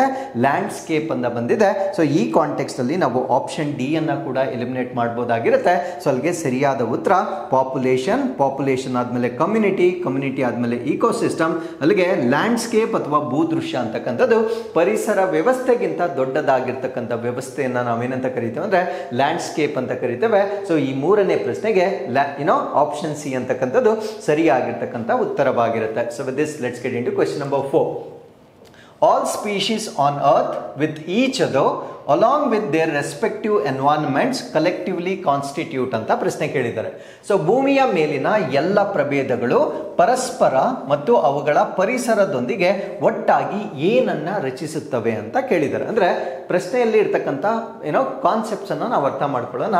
ಎಲ್ಲ ಪ್ರಭೇದಗಳು ಅಂತ ಕೇಳಿದ್ದಾರೆ. ಸೊ ಆಲ್ ಸ್ಪೀಶೀಸ್ ಅಂದ್ರೆ ಅದು ಎಲ್ಲ ಜೀವಿಗಳನ್ನ ಒಟ್ಟಿಗೆ ಸೇರಿಸಿ ಹೇಳ್ತಕ್ಕಂಥ ಪದವಾಗಿರುತ್ತೆ. ಅದ್ರ ಜೊತೆ ಅವು ಪರಸ್ಪರ ಏನಾಗ್ತಾ ಇದೆ? ಇಂಟರಾಕ್ಷನ್ ಆಗ್ತಾ ಇದೆ. ಅದ್ರ ಜೊತೆಗೆ ಪರಿಸರದೊಂದಿಗೂ ಕೂಡ ಅವು ಒಟ್ಟಾಗಿ ಇರುತ್ತೆ. ಅಂದ್ರೆ ಸೆಲ್ಫ್ ಇಂಟರಾಕ್ಷನ್ ಕೂಡ ಇದೆ. ಈವನ್ ಎನ್ವೈರನ್ಮೆಂಟ್ ಜೊತೆ ಕೂಡ ಇಂಟರಾಕ್ಷನ್ ಇದೆ. ಸೊ ಎಲ್ಲವನ್ನ ಹೊಂದಿರತಕ್ಕಂಥ ವ್ಯವಸ್ಥೆಯನ್ನ ಏನಂತ ಕರೀತಾರೆ ಅಂತ ಪ್ರಶ್ನೆ ಕೇಳಿದ್ದಾರೆ. ಸೊ ಇಲ್ಲಿ ನಾವು ಆಯ್ಕೆಗಳನ್ನ ನೋಡೋದಾದ್ರೆ ಮೊದಲನೇದು ಬಯೋಸ್ಪಿಯರ್ ಅಂತ ಕೊಟ್ಟಿದ್ದಾರೆ. ಸೊ ಯಾವುದೇ ಒಂದು ಟರ್ಮ್ ಅಲ್ಲಿ ಬಯೋಸ್ಪಿಯರ್ ಅಂತ ಇದ್ರೆ, ಬಯೋ ಅಂದ್ರೆ ಏನು? ಲೈಫ್ ಅಥವಾ ಜೀವಿಗಳನ್ನ ಒಳಗೊಂಡಿರ್ತಕ್ಕಂಥ ಭಾಗ. ಸ್ಪಿಯರ್ ಅಂದ್ರೆ ಏನು? ಗೋಳ ಅಥವಾ ಗ್ಲೋಬ್ ಅಂತ ಹೇಳ್ತೇವೆ. ಸೊ ಸ್ಪಿಯರ್ ನಲ್ಲಿ ನಾವು ಏನನ್ನ ನೋಡಬಹುದಾಗಿರುತ್ತೆ ಅಂದ್ರೆ ಅಬಯೋಟಿಕ್ ಫ್ಯಾಕ್ಟರ್ಸ್ ಅನ್ನ ನಾವು ನೋಡಬಹುದಾಗಿರುತ್ತೆ. ಅಲ್ಲಿಗೆ ಬಯೋ ಅಂದ್ರೆ ಲೈಫ್ ಅಂತ ಬಂತು, ಸ್ಪಿಯರ್ ಅಂದ್ರೆ ಅಬಯೋಟಿಕ್ ಫ್ಯಾಕ್ಟರ್ಸ್ ಬಂತು. ನನ್ನ ಪ್ರಶ್ನೆಯಲ್ಲಿ ಕೊಟ್ಟಿರ್ತಕ್ಕಂಥದ್ದು ಅದೇ ಮಾಹಿತಿ, ಜೀವಿಗಳನ್ನು ಕೂಡ ಮೆನ್ಷನ್ ಮಾಡಿದ್ದಾರೆ. ಅದರ ಜೊತೆ ರೆಸ್ಪೆಕ್ಟಿವ್ ಎನ್ವೈರನ್ಮೆಂಟ್ ಅಂತ ಕೂಡ ಮೆನ್ಷನ್ ಮಾಡಿದ್ದಾರೆ. ಸೊ ಸ್ಪಿಯರ್ ಅಥವಾ ಗೋಳದಲ್ಲಿ ನಾವು ಎನ್ವೈರನ್ಮೆಂಟ್ ಅನ್ನ ನೋಡಬಹುದಾಗಿರುತ್ತೆ. ಸೊ ಈ ಟರ್ಮ್ ಅನ್ನ ಬ್ರೇಕ್ ಮಾಡಿದ್ರೇನೆ ನನಗೆ ಆನ್ಸರ್ ಸಿಗುತ್ತೆ. ಓಕೆ, ಸೊ ಆದ್ರೂ ಕೂಡ ನಾವು ರೆಸ್ಟ್ ಆಫ್ ದಿ ಆಪ್ಷನ್ಸ್ ಅನ್ನ ನೋಡೋಣ. ಅಟ್ಮಾಸ್ಫಿಯರ್ ಅಂದ್ರೆ ವಾಯುಗೋಳ ಅಥವಾ ವಾತಾವರಣ ಅಂತ ಹೇಳ್ತೇವೆ. ಸೊ ವಾಯುಗೋಳದಲ್ಲಿ ನಾವು ಅನಿಲಗಳನ್ನ ಅಥವಾ ಏರ್ ಅಥವಾ ಗ್ಯಾಸಸ್ ಅನ್ನ ಮಾತ್ರ ನೋಡ್ಬೋದಾಗಿರುತ್ತೆ, ಅದು ಕೇವಲ ಅಬಯೋಟಿಕ್ ಫ್ಯಾಕ್ಟರ್ ಆಗಿರುತ್ತೆ. ಸೊ ಅಲ್ಲಿ ನಾವು ಬಯೋಟಿಕ್ ಫ್ಯಾಕ್ಟರ್ ಅನ್ನ ನೋಡ್ಲಿಕ್ಕೆ ಸಾಧ್ಯ ಆಗೋದಿಲ್ಲ. ಸೊ ಅಲ್ಲಿಗೆ ಆಪ್ಷನ್ 2 ರಾಂಗ್ ಆಗುತ್ತೆ. ಸೊ ಮೂರನೇದನ್ನ ಹೈಡ್ರೋಸ್ಪಿಯರ್ ಅಥವಾ ಜಲಗೋಳ ಅಂತ ಹೇಳ್ತೇವೆ. ಸೊ ಇದರಲ್ಲಿ ಕೇವಲ ನಾವು ವಾಟರ್ ಅನ್ನ ಮಾತ್ರ ನೋಡ್ಬೋದಾಗಿರುತ್ತೆ, ಇಲ್ಲೂ ಕೂಡ ಬಯೋಟಿಕ್ ಫ್ಯಾಕ್ಟರ್ಸ್ ಬರ್ತಾ ಇಲ್ಲ. ಸೊ ಅದರಿಂದ ಆಪ್ಷನ್ 3 ಕೂಡ ರಾಂಗ್ ಆಗುತ್ತೆ. ಸೊ ನಾಲ್ಕನೇದನ್ನ ಲಿಥೋಸ್ಪಿಯರ್, ಇದನ್ನ ನಾವು ಶಿಲಾಗೋಳ ಅಂತ ಹೇಳ್ತೇವೆ. ಸೊ ಇದರಲ್ಲಿ ಕೇವಲ ನಾವು ಮಣ್ಣನ್ನ ಮಾತ್ರ ನೋಡ್ಬೋದಾಗಿರುತ್ತೆ. ಸೊ ಇಲ್ಲೂ ಕೂಡ ಜೀವಿಗಳನ್ನ ಉಲ್ಲೇಖ ಮಾಡಲಾಗಿಲ್ಲ. ಸೊ ಅದರಿಂದ ಆಪ್ಷನ್ 4 ಕೂಡ ರಾಂಗ್ ಆಗುತ್ತೆ. ಸೊ ಈ ಪ್ರಶ್ನೆಗೆ ಸರಿಯಾದ ಉತ್ತರ ಯಾವ್ದಾಗಿರುತ್ತೆ ಅಂದ್ರೆ ಜೀವಗೋಳ ಅಥವಾ ಬಯೋಸ್ಪಿಯರ್ ಅಂತಕ್ಕಂಥದ್ದು ಇದಕ್ಕೆ ಸರಿಯಾದ ಉತ್ತರವಾಗಿರುತ್ತೆ. ಸೊ ಈ ಚಿತ್ರದಲ್ಲಿ ನಾವು ನೋಡ್ಬೋದಾಗಿರುತ್ತೆ. ಸೊ ಬಯೋಸ್ಪಿಯರ್ ಯಾವ್ದನ್ನ ಒಳಗೊಂಡಿರುತ್ತೆ ಅಂದ್ರೆ ಈ ಮೂರನ್ನ ಒಟ್ಟಿಗೆ ಸೇರಿಸಿ ನಾವೇನಂತ ಕರಿತೀವಿ ಅಂದ್ರೆ ಬಯೋಸ್ಪಿಯರ್ ಅಂತ ಹೇಳ್ತೇವೆ. ಅಂದ್ರೆ ಯಾವ ಮೂರು ಇರಲೇಬೇಕು, ಒಂದು ಅಟ್ಮಾಸ್ಫಿಯರ್ ಇರಬೇಕು, ಅಂದ್ರೆ ಒಂದು ಜೀವಿ ಬದುಕಬೇಕಾಗಿದ್ದರೆ ಅದಕ್ಕೆ ಗಾಳಿ ಬೇಕಾಗಿರುತ್ತೆ. ಅದು ನಮ್ಗೆ ಎಲ್ಲಿಂದ ಸಿಗುತ್ತೆ ಅಂದ್ರೆ ವಾಯುಗೋಳ ಅಥವಾ ಅಟ್ಮಾಸ್ಫಿಯರ್ ಇಂದ ಸಿಗುತ್ತೆ. ಸೊ ಬರೀ ಗಾಳಿ ಇದ್ರೆ ಆಗೋದಿಲ್ಲ, ನಮ್ಗೆ ನೀರು ಕೂಡ ಬೇಕಾಗುತ್ತೆ. ನೀರು ನಮ್ಗೆ ಎಲ್ಲಿ ಸಿಗುತ್ತೆ ಅಂದ್ರೆ ಹೈಡ್ರೋಸ್ಪಿಯರ್ ಅಥವಾ ಜಲಗೋಳದಲ್ಲಿ ಸಿಗುತ್ತೆ. ಬರೀ ಗಾಳಿ ಮತ್ತು ನೀರು ಮಾತ್ರ ಇದ್ದಷ್ಟೇ ಸಾಕಾಗೋದಿಲ್ಲ, ನಮ್ಗೆ ಆಹಾರ ಕೂಡ ಬೇಕಾಗಿರುತ್ತೆ. ಆಹಾರವನ್ನ ಬೆಳಿಲಿಕ್ಕೆ ನಮ್ಗೆ ಲ್ಯಾಂಡ್ ಬೇಕು ಅಥವಾ ಮಣ್ಣು ಬೇಕು. ಆ ಮಣ್ಣನ್ನ ನೀಡ್ತಕ್ಕಂಥ ಭಾಗವನ್ನ ನಾವು ಲಿಥೋಸ್ಪಿಯರ್ ಅಥವಾ ಶಿಲಾಗೋಳ ಅಂತ ಹೇಳ್ತೇವೆ. ಸೊ ಈ ಮೂರು ಒಟ್ಟಿಗೆ ಇರ್ತಕ್ಕಂಥ ಏಕೈಕ ಪ್ಲಾನೆಟ್ ಸದ್ಯಕ್ಕೆ ನಮ್ಮ ಭೂಮಿ ಒಂದೇ ಆಗಿರುವುದರಿಂದ ನಮ್ಮ ಭೂಮಿಯ ಮೇಲೆ ಮಾತ್ರ ನಾವು ಜೀವಿಗಳನ್ನ ನೋಡ್ಬೋದಾಗಿರುತ್ತೆ. ಸೊ ಈ ಒಂದು ಜೀವಿಗಳನ್ನ ಹೊಂದಿರತಕ್ಕಂಥ ಒಂದು ಭಾಗ ಭೂಮಿ ಆಗಿರೋದ್ರಿಂದ ಇದನ್ನ ನಾವೇನಂತ ಕರಿತೀವಿ ಅಂದ್ರೆ ಬಯೋಸ್ಪಿಯರ್ ಅಂತ ಹೇಳ್ತೇವೆ. ಅಲ್ಲಿಗೆ ಒಂದು ಜೀವಗೋಳ ಆಗ್ಬೇಕಾಗಿದ್ರೆ 3 ಕಾಂಪೊನೆಂಟ್ಸ್ ಕಡ್ಡಾಯವಾಗಿ ಇರಲೇಬೇಕು, ಅಟ್ಮಾಸ್ಫಿಯರ್, ಹೈಡ್ರೋಸ್ಪಿಯರ್ ಮತ್ತೆ ಲಿಥೋಸ್ಪಿಯರ್. ಸೊ ಈ 3 ಇದ್ದರೆ ಮಾತ್ರ ಅದನ್ನ ನಾವು ಬಯೋಸ್ಪಿಯರ್ ಅಂತ ಹೇಳ್ತೇವೆ. ಸೊ ಈ ಪ್ರಶ್ನೆಗೆ ಬಯೋಸ್ಪಿಯರ್ ಅಥವಾ ಜೀವಗೋಳ ಅಂತಕ್ಕಂಥದ್ದು ಸರಿಯಾಗಿರ್ತಕ್ಕಂಥ ಉತ್ತರವಾಗಿರುತ್ತೆ. ಸೊ ಮುಂದಿನ ಪ್ರಶ್ನೆಗೆ ಬರೋಣ. What is the correct order of 3R principle ಅಂತ ಕೇಳಿದ್ದಾರೆ. ಸೊ 3R ಅಥವಾ 3R ತತ್ವದ ಸರಿಯಾದ ಕ್ರಮ ಯಾವುದು ಅಂತ ಕೇಳಿದ್ದಾರೆ. ಸೊ ಮೊದಲನೇ ಆಪ್ಷನ್ ಓದಿದ್ರೆ ಈ 3R ಅಂದ್ರೆ ಏನು ಅಂತ ನನಗೆ ಐಡಿಯಾ ಬರುತ್ತೆ. ಇಲ್ಲಿ ಕೊಟ್ಟಿದ್ದಾರೆ ನೋಡಿ, ರೀಸೈಕಲ್, ರೀಯೂಸ್, ರೆಡ್ಯೂಸ್ ಅಂತ ಕೊಟ್ಟಿದ್ದಾರೆ. ಅಂದ್ರೆ ರೀಸೈಕಲ್ ಅಂದ್ರೆ ಮರು ತಯಾರಿ ಮಾಡ್ತಕ್ಕಂಥದ್ದು, ರೀಯೂಸ್ ಅಂತಂದ್ರೆ ಮರು ಬಳಕೆ ಮಾಡ್ತಕ್ಕಂಥದ್ದು, ರೆಡ್ಯೂಸ್ ಅಂದ್ರೆ ಕಡಿಮೆ ಬಳಕೆ ಮಾಡ್ತಕ್ಕಂಥದ್ದು. ಇದರ ಸರಿಯಾದ ಕ್ರಮ ಯಾವುದು ಅಂದ್ರೆ ನಮ್ಮ ಪರಿಸರ ವ್ಯವಸ್ಥೆಯನ್ನ ನಾವು ಸ್ವಚ್ಛವಾಗಿ ಇಟ್ಕೊಳ್ಬೇಕಾಗಿದ್ರೆ ಈ 3Rಗಳನ್ನ ಯಾವ ಕ್ರಮದಲ್ಲಿ ಮಾಡಿದ್ರೆ ನಾವು ಪರಿಸರವನ್ನ ಕಾಪಾಡಬಹುದು ಅನ್ನೋದು ಇಲ್ಲಿರ್ತಕ್ಕಂಥ ಪ್ರಶ್ನೆ ಆಗಿರುತ್ತೆ. ಸೊ ಇದಕ್ಕೆ ಆನ್ಸರ್ ಮಾಡಲಿಕ್ಕೆ ನೀವು ಬೆಸ್ಟ್ ಒಂದು ಎಕ್ಸಾಂಪಲ್ ಆಗಿ ಪ್ಲಾಸ್ಟಿಕ್ ಅನ್ನ ತಗೋಬಹುದು. ಸೊ ನಮ್ಗೆ ಈ ಪ್ಲಾಸ್ಟಿಕ್ ಅಂತಕ್ಕಂಥದ್ದು ಅತ್ಯಂತ ಮಾರಕವಾಗಿರ್ತಕ್ಕಂಥ ಒಂದು ಪೊಲ್ಯೂಷನ್ ಆಗಿರುತ್ತೆ. ಏನಕ್ಕೆ ಅಂದ್ರೆ ಇದು ನಾನ್ ಬಯೋಡಿಗ್ರೇಡಬಲ್, ಅಂದ್ರೆ ನಾವು ಬಳಸಿ ಬಿಸಾಕಿದ ನಂತರ ಕೂಡ ಅದು ಜೈವಿಕವಾಗಿ ವಿಘಟನೆಗೊಳ್ಳೋದಿಲ್ಲ. ಯಾವುದೇ ಕೀಟಗಳಾಗ್ಲಿ ಅಥವಾ ಯಾವುದೇ ಸೂಕ್ಷ್ಮ ಜೀವಿಗಳಾಗ್ಲಿ ಇದನ್ನ ಡಿಕಂಪೋಸ್ ಮಾಡ್ಲಿಕ್ಕೆ ಸಾಧ್ಯ ಆಗೋದಿಲ್ಲ. ಅದರಿಂದ ಇದೇನಾಗುತ್ತಂದ್ರೆ ಎನ್ವೈರನ್ಮೆಂಟ್ ಅಲ್ಲಿ ಪೊಲ್ಯೂಷನ್ ಆಗಿರುತ್ತೆ. ಅಲ್ಟಿಮೇಟ್ಲಿ ಇದು ಮೈಕ್ರೋ ಪ್ಲಾಸ್ಟಿಕ್ ಆಗಿ ಅಂದ್ರೆ ಸಣ್ಣ ಸಣ್ಣ ಕಣಗಳಾಗಿ ಬ್ರೇಕ್ ಆಗಿ ನಮ್ಮ ಜಲಮೂಲವನ್ನ ಸೇರ್ಕೊಳ್ಳುತ್ತೆ. ಜಲಮೂಲವನ್ನ ಸೇರ್ಕೊಂಡಾಗ ಅಲ್ಲಿರ್ತಕ್ಕಂಥ ಜಲಚರ ಪ್ರಾಣಿಗಳು ಅದನ್ನ ಊಟ ಅಂತ ಅಥವಾ ಫುಡ್ ಅಂತ ಮಿಸ್ಅಂಡರ್ಸ್ಟ್ಯಾಂಡ್ ಮಾಡಿಕೊಂಡು ಅದನ್ನ ಕನ್ಸ್ಯೂಮ್ ಮಾಡುತ್ತೆ. ಸೊ ಅದರಿಂದ ಜಲಚರ ಪ್ರಾಣಿಗಳು ಸತ್ತೋಗುತ್ತೆ. ಆ ಪ್ರಾಣಿಗಳನ್ನ ಕನ್ಸ್ಯೂಮ್ ಮಾಡ್ತಕ್ಕಂಥ ಮಾನವರ ಮೇಲೆ ಕೂಡ ಅದು ಅಪಾಯಗಳನ್ನ ಉಂಟು ಮಾಡುತ್ತೆ ಅಥವಾ ಕಾಯಿಲೆಗಳನ್ನ ಉಂಟು ಮಾಡುತ್ತೆ. ಹಾಗಿದ್ರೆ ಈ ಪ್ಲಾಸ್ಟಿಕ್ ಅನ್ನ ನಾವು ಹೇಗೆ ಬಳಕೆ ಮಾಡ್ಕೊಳ್ಬೇಕು ಇದನ್ನ ಲಾಜಿಕಲಿ ನಾವು ಅರ್ಥ ಮಾಡ್ಕೊಳ್ಳೋಣ. ಫಸ್ಟ್ ಅಂಡ್ ಫಾರ್ಮೋಸ್ಟ್ ನಾವು ಇದನ್ನ ಯೂಸ್ ಮಾಡ್ತಕ್ಕಂಥದ್ದನ್ನ ರಿಡ್ಯೂಸ್ ಮಾಡಬೇಕು. ಎಷ್ಟು ಸಾಧ್ಯವಾಗುತ್ತೆ ಅಷ್ಟು ಅದನ್ನ ಕಡಿಮೆ ಬಳಕೆ ಮಾಡಬೇಕು. ಅದು ನಮ್ಮ ಫಸ್ಟ್ ಸ್ಟೆಪ್ ಆಗಿರುತ್ತೆ. ಸಪೋಸ್ ನಾನು ಯೂಸ್ ಮಾಡಿಬಿಟ್ಟೆ, ಅನಿವಾರ್ಯ ಆಗೋಯ್ತು, ನಾನು ಅದನ್ನ ಯೂಸ್ ಮಾಡಿಬಿಟ್ಟೆ. ಸೊ ಯೂಸ್ ಮಾಡಿದ ನಂತರ ಅದನ್ನ ನಾವು ರೀಯೂಸ್ ಮಾಡಬೇಕು, ಅಂದ್ರೆ ಮರುಬಳಕೆ ಮಾಡಬೇಕು. ಅಂದ್ರೆ ಒಂದ್ಸತಿ ಒಂದು ಪ್ಲಾಸ್ಟಿಕ್ ಚೀಲವನ್ನ ನಾವು ತಗೊಂಡ್ರೆ ಅದನ್ನ ಕೇವಲ ಒಂದೇ ಕೆಲಸಕ್ಕಲ್ಲ, ಅದನ್ನ ಪುನಃ ನಾವು ಬಳಕೆ ಮಾಡಬಹುದಾಗಿರುತ್ತೆ. ಸೊ ಅದನ್ನ ನಾವೇನಂತ ಕರಿತೀವಿ ಅಂದ್ರೆ ರೀಯೂಸ್ ಅಥವಾ ಮರುಬಳಕೆ ಅಂತ ಕರೀತೇವೆ. ಸೊ ಮರುಬಳಕೆ ಮಾಡ್ತಾ ಮಾಡ್ತಾ ಏನಾಗುತ್ತೆ ಅಂದ್ರೆ ಅದು ಹಾಳಾಗುತ್ತೆ. ಸೊ ಹಾಳಾಗಿರ್ತಕ್ಕಂಥ ಪ್ಲಾಸ್ಟಿಕ್ ಅನ್ನ ನಾವು ಬಿಸಾಕದೆ ಅದನ್ನ ನಾವು ರೀಸೈಕಲ್ ಮಾಡಬಹುದು ಅಥವಾ ಅದನ್ನ ಬಳಸ್ಕೊಂಡು ಮತ್ತೆ ನಾವು ಪ್ಲಾಸ್ಟಿಕ್ ಚೀಲವನ್ನ ಮರು ತಯಾರಿ ಮಾಡಬಹುದಾಗಿರುತ್ತೆ. ಸೊ ಇದೇ ಕ್ರಮದಲ್ಲಿ ನಾವು ಎನ್ವೈರನ್ಮೆಂಟ್ ಅಲ್ಲಿ ಇರ್ತಕ್ಕಂಥ ಪರಿಸರವನ್ನ ಅಥವಾ ಪೊಲ್ಯೂಷನ್ ಅನ್ನು ನಾವು ಕಡಿಮೆ ಮಾಡಬಹುದಾಗಿರುತ್ತೆ. ಸೊ ಫಸ್ಟ್ ಸ್ಟೆಪ್ ಏನು ಅಂದ್ರೆ ಆದಷ್ಟು ನಾವು ಅವುಗಳನ್ನ ಬಳಕೆ ಮಾಡ್ತಕ್ಕಂಥದ್ದನ್ನ ರಿಡ್ಯೂಸ್ ಮಾಡಬೇಕು, ಕಡಿಮೆ ಮಾಡಬೇಕು. ಬಳಕೆ ಏನಾದರೂ ಮಾಡಿಬಿಟ್ರೆ ಅದನ್ನ ನಾವು ಮರುಬಳಕೆ ಮಾಡಬೇಕು, ರೀಯೂಸ್ ಮಾಡಬೇಕು. ಸೊ ರೀಯೂಸ್ ಮಾಡ್ತಾ ಮಾಡ್ತಾ ಹಾಳಾದ್ರೆ ಅದನ್ನ ಬಿಸಾಕೋ ಬದಲು ಅದನ್ನ ನಾವೇನ್ ಮಾಡಬೇಕಾಗಿರುತ್ತೆ ಅಂದ್ರೆ ರೀಸೈಕಲ್ ಮಾಡಬೇಕಾಗಿರುತ್ತೆ. So this is the correct order. So ಮೊದಲನೇ ಫಸ್ಟ್ ಸ್ಟೆಪ್ ಏನು ಅಂದ್ರೆ ಸೊ ನಾವು ಎಷ್ಟು ಸಾಧ್ಯ ಆಗುತ್ತೆ ಅಷ್ಟು ರಿಡ್ಯೂಸ್ ಮಾಡಬೇಕು. ರಿಡ್ಯೂಸ್ ಮಾಡಿದ ನಂತರ ರೀಯೂಸ್ ಮಾಡಬೇಕು.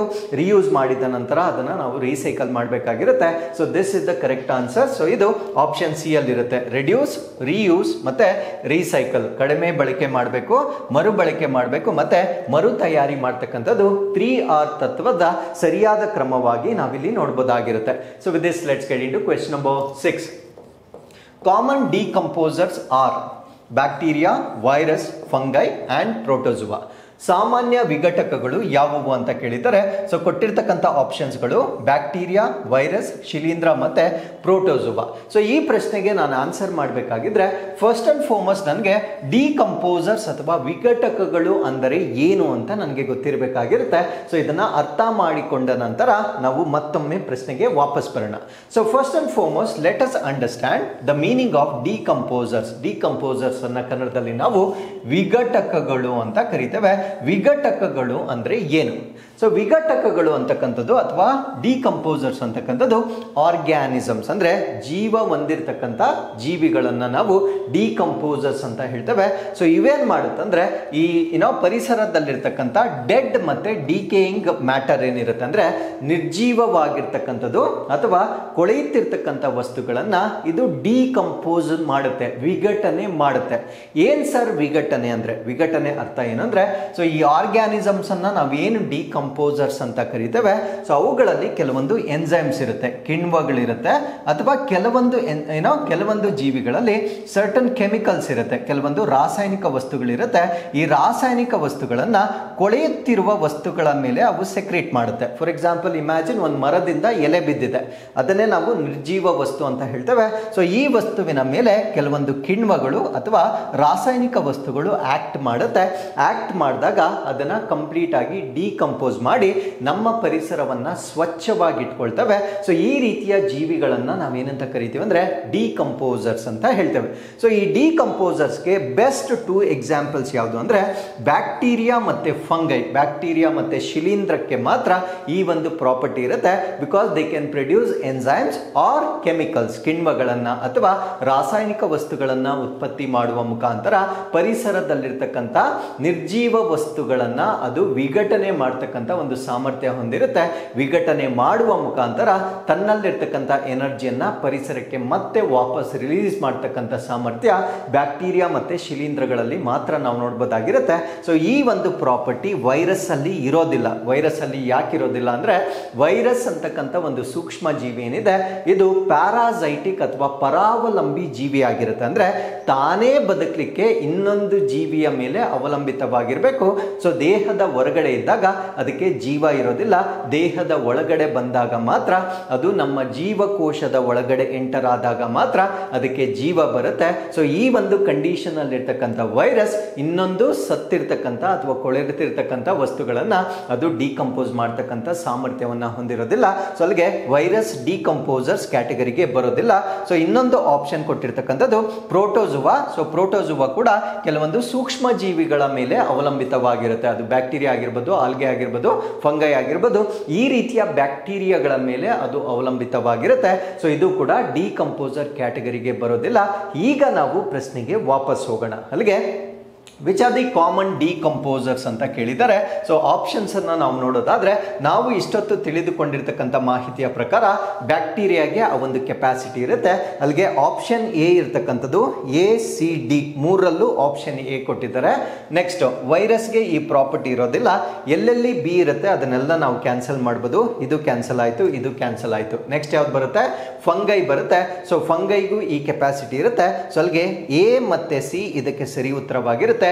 ಡಿ ಕೂಡ ಬರೋದಿಲ್ಲ, ಬಿಕಾಸ್ ಪ್ರೋಟೋಜುವಾಗೂ ಕೂಡ ಈ ಒಂದು ಪ್ರಾಪರ್ಟಿ ಇಲ್ಲದೆ ಇರುವ ಕಾರಣದಿಂದ ಸೊ ಈ ಪ್ರಶ್ನೆಗೆ ಸರಿಯಾದ ಉತ್ತರ ಯಾವ್ದಾಗಿರುತ್ತೆ ಅಂದ್ರೆ ಎ ಸಿ ಆಗಿರುತ್ತೆ. ಸೊ ಅಲ್ಲಿಗೆ ನೆನ್ಪಿಟ್ಕೊಳ್ಳಿ, ನಿಮಗೆ ಸಾಮಾನ್ಯ ವಿಘಟಕಗಳು ಯಾವುದು ಅಂತ ಪ್ರಶ್ನೆ ಕೇಳಿದಾಗ ಜಸ್ಟ್ ರಿಮೆಂಬರ್ ಬ್ಯಾಕ್ಟೀರಿಯಾ ಮತ್ತೆ ಶಿಲೀಂಧ್ರ ಇವೆರಡನ್ನ ಮಾತ್ರ ನೆನ್ಪಿಟ್ಕೊಂಡ್ರೆ ನಿಮಗೆ ಆನ್ಸರ್ ಸುಲಭವಾಗಿ ಸಿಗುತ್ತೆ. ಸೊ ಮುಂದಿನ ಪ್ರಶ್ನೆಗೆ ಹೋಗೋಣ.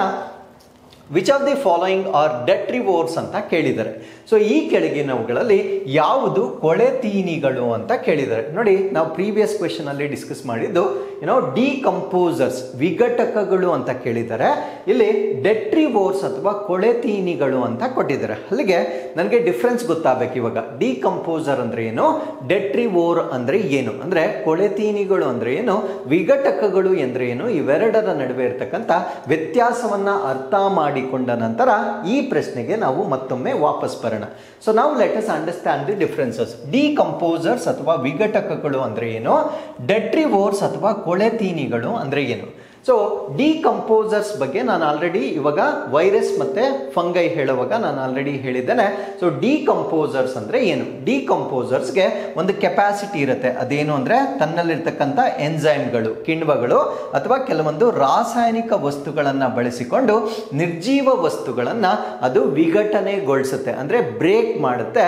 ಆ ವಸ್ತುಗಳನ್ನ ನಾವೇನಂತ ಕರಿತೀವಿ ಅಂದ್ರೆ ಡಿಕಂಪೋಸರ್ಸ್ ಅಥವಾ ವಿಘಟಕಗಳು ಅಂತ ಕರಿತೇವೆ. ಸೊ ಈ ಪ್ರೋಸೆಸ್ ಏನಿದೆ ಇದು ಎಕ್ಸ್ಟರ್ನಲಿ ನಡೆಯುತ್ತೆ. ಅಂದ್ರೆ ಇವಾಗ ಇಮ್ಯಾಜಿನ್ ಇದೊಂದು ಎಲೆ ಸತ್ತು ಬಿದ್ದಿದೆ ಅಥವಾ ಮರದಿಂದ ಬಿದ್ದಿದೆ. ಸೊ ಈ ಎಲೆಯನ್ನ ಅವು ತಿನ್ನೋದಿಲ್ಲ, ಅಂದ್ರೆ ದೇ ಡೋಂಟ್ ಫೀಡ್. ಬ್ಯಾಕ್ಟೀರಿಯಾ ಅದನ್ನ ತಿನ್ನೋದಿಲ್ಲ. ಬ್ಯಾಕ್ಟೀರಿಯಾ ಅದನ್ನ ತಿನ್ನದೆ ಅದರ ಮೇಲೆ ಕೆಲವೊಂದು ರಾಸಾಯನಿಕಗಳನ್ನ ಅಥವಾ ಕಿಣ್ವಗಳನ್ನ ಸೆಕ್ರೇಟ್ ಮಾಡುವ ಮುಖಾಂತರ ಅದನ್ನ ಬ್ರೇಕ್ ಆಗೋ ರೀತಿಯಲ್ಲಿ ಮಾಡುತ್ತೆ. ಸೊ ಇದನ್ನ ಎಕ್ಸ್ಟರ್ನಲಿ ಅಂದ್ರೆ ಬಾಹ್ಯವಾಗಿ ವಸ್ತುಗಳನ್ನ ಬ್ರೇಕ್ ಮಾಡ್ತಕ್ಕಂಥ ಜೀವಿಗಳನ್ನ ನಾವು ವಿಘಟಕಗಳು ಅಂತ ಕರಿತೇವೆ. ಸೊ ಈಗ ಡೆಟ್ರಿವೋರ್ಸ್ಗೆ ಬರೋಣ. ಕೊಳೆತೀನಿಗಳು, ತೀನಿ ಅಂದ್ರೆ ತಿಂತಕ್ಕಂಥ ಜೀವಿಗಳು. ಇಲ್ಲಿರ್ತಕ್ಕಂಥ ಜೀವಿಗಳು ಏನ್ ಮಾಡುತ್ತಂದ್ರೆ ಸೊ ಇವು ಈ ಕೊಳೆಯುತ್ತಿರುವ ವಸ್ತುಗಳು ಅಥವಾ ನಿರ್ಜೀವ ವಸ್ತುಗಳನ್ನ ದೇ ಇಂಜೆಸ್ಟ್ ಅಂದ್ರೆ ಅದನ್ನ ಸೇವನೆ ಮಾಡುತ್ತೆ. ಸೇವನೆ ಮಾಡಿದ ನಂತರ ತನ್ನ ಒಳಗಡೆ ಇರ್ತಕ್ಕಂಥ ಜೀರ್ಣಾಂಗ ವ್ಯೂಹ ಅಥವಾ ತನ್ನ ಒಂದು ಡೈಜೆಸ್ಟಿವ್ ಸಿಸ್ಟಮ್ ಏನಿರುತ್ತೆ ಅದು ದೇಹದ ಒಳಗೆ ಕಿಣ್ವಗಳನ್ನ ಶ್ರವಿಸುವ ಮುಖಾಂತರ ಅದನ್ನ ಜೀರ್ಣಕ್ರಿಯೆಗೊಳಿಸುತ್ತೆ. ಅಲ್ಲಿಗೆ ಈ ಪ್ರೋಸೆಸ್ ನಡೀತಕ್ಕಂಥದ್ದು ಇಂಟರ್ನಲಿ ಅಂದ್ರೆ ಜೀವಿಗಳ ಒಳಗಡೆ ನಡೆಯುತ್ತೆ. ಫಾರ್ ಎಕ್ಸಾಂಪಲ್, ಒಂದೇನಾದ್ರೂ ಎಲೆ ಸತ್ತು ಬಿದ್ದಿದ್ದಾರೆ ಅದನ್ನ ಈ ಅರ್ತ್ ವರ್ಮ್ ಎರೆಹುಳ ಏನಿರುತ್ತೆ ಸೊ ಎರೆಹುಳ ಏನ್ ಮಾಡುತ್ತಂದ್ರೆ ಇದ್ರ ಮೇಲೆ ಎನ್ಸೈಮ್ಸ್ ಅನ್ನ ಸಿಕ್ರೀಟ್ ಮಾಡೋದಿಲ್ಲ. ಸೊ ಇದನ್ನ ಕನ್ಸ್ಯೂಮ್ ಮಾಡುತ್ತೆ, ಅಂದ್ರೆ ಕೊಳೆಯುತ್ತಿರ್ತಕ್ಕಂಥ ಆ ಒಂದು ಎಲೆಯನ್ನ ಕನ್ಸ್ಯೂಮ್ ಮಾಡುತ್ತೆ. ಕನ್ಸ್ಯೂಮ್ ಮಾಡಿದ ನಂತರ ದೇಹದ ಒಳಗಡೆ ಅದು ಬ್ರೇಕ್ ಆಗುತ್ತೆ. ಸೊ ದೇಹದ ಒಳಗಡೆ ಬ್ರೇಕ್ ಆದ್ರೆ ಅದನ್ನ ನಾವೇನಂತ ಕರಿಬೇಕಂದ್ರೆ ಡೆಟ್ರಿವೋರ್ಸ್ ಅಥವಾ ಕೊಳೆತೀನಿಗಳು ಅಂತ ಹೇಳ್ತೇವೆ. ಸೊ ಕೊಳೆತೀನಿಗಳ ಒಳಗಡೆ ನಡೀತಕ್ಕಂಥ ಪ್ರಕ್ರಿಯೆ ಡೈಜೆಷನ್ ಅಥವಾ ಜೀರ್ಣಕ್ರಿಯೆ ಆಗಿರುತ್ತೆ. ಸೊ ಡಿಕಂಪೋಸರ್ಸ್ ಅಲ್ಲಿ ನಡೀತಕ್ಕಂಥ ಒಂದು ಪ್ರಕ್ರಿಯೆ ಬ್ರೇಕ್ ಡೌನ್, ಅದು ವಿಘಟನೆ ಮಾಡ್ತಕ್ಕಂಥ ಒಂದು ಪ್ರಕ್ರಿಯೆ ಆಗಿರುತ್ತೆ. ಸೊ ಅಲ್ಲಿಗೆ ಡಿಕಂಪೋಸಿಷನ್ ಅಂತಕ್ಕಂಥದ್ದು ಆ ಜೀವಿಯ ಹೊರಗಡೆ ನಡೀತಕ್ಕಂಥ ಪ್ರಕ್ರಿಯೆ ಆಗಿರುತ್ತೆ. ಡೆಟ್ರಿವೋರ್ ಅಂತಕ್ಕಂಥದ್ದು ಜೀವಿಯ ಒಳಗಡೆ ನಡೀತಕ್ಕಂಥ ಪ್ರಕ್ರಿಯೆ ಆಗಿರುತ್ತೆ. ಸೊ ಇಷ್ಟು ಮಾಹಿತಿಯನ್ನ ತಿಳಿದುಕೊಂಡ ನಂತರ ಈಗ ಪ್ರಶ್ನೆಗೆ ವಾಪಸ್ ಬರೋಣ. ಸೊ ಪ್ರಶ್ನೆಯಲ್ಲಿ ಕೇಳಿರ್ತಕ್ಕಂಥದ್ದೇನು, ಡೆಟ್ರಿವೋರ್ ಅಂದ್ರೆ ಏನು ಅಂತ ಕೇಳಿದ್ದಾರೆ. ಸೊ ಡೆಟ್ರಿವೋರ್ ಅಂದ್ರೆ ಸೊ ತನ್ನ ದೇಹದ ಒಳಗಡೆಗೆ ಕನ್ಸ್ಯೂಮ್ ಮಾಡಿ ಅದನ್ನ ಬ್ರೇಕ್ ಮಾಡ್ತಕ್ಕಂಥ ಜೀವಿಗಳನ್ನ, ಅಂದ್ರೆ ಆ ತಿಂತಕ್ಕಂಥ ವಸ್ತುಗಳು ನಿರ್ಜೀವ ಅಥವಾ ಕೊಳೆಯುತ್ತಿರುವ ವಸ್ತುಗಳಾಗಿರ್ಬೇಕು, ನಾಟ್ ಲಿವಿಂಗ್ ಥಿಂಗ್ಸ್. ಅಂದ್ರೆ ಜೀವಂತವಾಗಿರ್ತಕ್ಕಂಥ ವಸ್ತುಗಳನ್ನ ತಿಂದ್ರೆ ಅದನ್ನ ನಾವು ಡೆಟ್ರಿವೋರ್ಸ್ ಅಥವಾ ಕೊಳೆತೀನಿಗಳು ಅಂತ ಕರೆಯೋದಿಲ್ಲ. ಫಾರ್ ಎಕ್ಸಾಂಪಲ್, ಇವಾಗ ಒಂದು ಈಗಲ್, ಹದ್ದು ಕೂಡ ಆಹಾರವನ್ನ ಸೇವನೆ ಮಾಡುತ್ತೆ, ಬಟ್ ಅದು ಬದುಕಿರ್ತಕ್ಕಂಥ ಜೀವಿಯನ್ನ ಕೊಂದು ಸೇವಿಸುತ್ತೆ. ಅದನ್ನ ನಾವು ಡಿಕಂಪೋಸರ್ ಅಂತ ಹೇಳಲಿಕ್ಕೆ ಬರೋ ಟು ಸೇ ಅದನ್ನ ಡೆಟ್ರಿವೋರ್ ಅಂತ ಹೇಳಲಿಕ್ಕೆ ಬರೋದಿಲ್ಲ. ಸೊ ಅದು ಬೇರೆ ಪ್ರಾಣಿಗಳನ್ನ ತಿಂತಕ್ಕಂಥದ್ದು, ಅಂದ್ರೆ ಅದನ್ನ ಪರಭಕ್ಷಕ ಅಥವಾ ಪ್ರೆಡೇಟರ್ ಅಂತ ನಾವು ಅದನ್ನ ಕರಿತೇವೆ. ಸೊ ಬಟ್ ನಾವಿಲ್ಲಿ ಅರ್ಥ ಮಾಡ್ಕೊಳ್ಬೇಕಾಗಿರೋ ಕಾನ್ಸೆಪ್ಟ್ ಏನು ಅಂದ್ರೆ ಡೆಡ್ ಅಂಡ್ ಡಿಕೇಯಿಂಗ್ ಅಂತ ಹೇಳ್ತೇವೆ. ಅಂದ್ರೆ ನಿರ್ಜೀವ ಮತ್ತೆ ಕೊಳೆಯುತ್ತಿರುವ ವಸ್ತುಗಳನ್ನ ತಿಂತಕ್ಕಂಥ ಜೀವಿಗಳನ್ನು ಮಾತ್ರ ನಾವು ಡೆಟ್ರಿವೋರ್ಸ್ ಅಂತ ಕರೀತಕ್ಕಂಥದ್ದನ್ನ ನಾವಿಲ್ಲಿ ನೋಡ್ಬೋದಾಗಿರುತ್ತೆ. ಸೊ ಮೊದಲನೇ ಆಪ್ಷನ್ ಏನ್ ಕೊಟ್ಟಿದ್ದಾರೆ ಅಂದ್ರೆ ಅರ್ತ್ ವರ್ಮ್ಸ್ ಅಂತ ಕೊಟ್ಟಿದ್ದಾರೆ. ಅರ್ತ್ ವರ್ಮ್ ಅಂದ್ರೆ ನಮಗೆ ಗೊತ್ತು ಎರೆಹುಳ. ಸೊ ಎರೆಹುಳಗೆ ಈ ಒಂದು ಸಾಮರ್ಥ್ಯ ಇರುತ್ತೆ, ನಿರ್ಜೀವ ಮತ್ತು ಕೊಳೆಯುತ್ತಿರುವ ವಸ್ತುಗಳನ್ನ ತಿನ್ನುವ ಸಾಮರ್ಥ್ಯ ಇರುತ್ತೆ. ಅಲ್ಲಿಗೆ ಆಪ್ಷನ್ 1 ಇರ್ತಕ್ಕಂಥದ್ದು ಎ ಬಿ ಅಲ್ಲಿ ಇರೋದಿಲ್ಲ, ಅಲ್ಲಿಗೆ ಈ ಆಪ್ಷನ್ ಕ್ಯಾನ್ಸಲ್ ಆಗುತ್ತೆ. ಸಿ ಯಲ್ಲೂ ಕೂಡ ಇದೆ ಮತ್ತೆ ಡಿ ಯಲ್ಲೂ ಕೂಡ ಇದೆ. ಈ ಮೂರಲ್ಲಿ ಒಂದು ನನಗೆ ಸರಿಯಾಗಿರ್ತಕ್ಕಂಥ ಉತ್ತರವಾಗಿರುತ್ತೆ. ಸೊ ಎರಡನೇ ಆಪ್ಷನ್ ಬರೋಣ. ಜೆಲ್ಲಿ ಫಿಶ್ ಅಂತ ಕರಿತೇವೆ, ಜೆಲ್ಲಿ ಮೀನುಗಳು ಅಂತ ಹೇಳ್ತೇವೆ. ಜೆಲ್ಲಿ ಫಿಶ್ ಅಂತಕ್ಕಂಥದ್ದು ಇನ್ನೊಂದು ಫಿಶ್ ಅನ್ನ ತಿಂತಕ್ಕಂಥ ಕೆಪಾಸಿಟಿ ಇರುತ್ತೆ. ಅಲ್ಲಿಗೆ ಇದು ಡೆಡ್ ಅಂಡ್ ಡಿಕೇಯಿಂಗ್ ಮ್ಯಾಟರ್ ಅನ್ನ ತಿಂತಕ್ಕಂಥ ಅವಶ್ಯಕತೆ ಇಲ್ಲ. ಸೊ ಬೇರೊಂದು ಜೀವಿಯನ್ನ ತಿಂತಕ್ಕಂಥ ಪ್ರಾಣಿ ಆಗಿರೋದ್ರಿಂದ ಈ ಆಪ್ಷನ್ ಕೂಡ ಯಾವುದಕ್ಕೆ ಬರೋದಿಲ್ಲ ಅಂದ್ರೆ ಡೆಟ್ರಿವೋರ್ಗೆ ಬರೋದಿಲ್ಲ.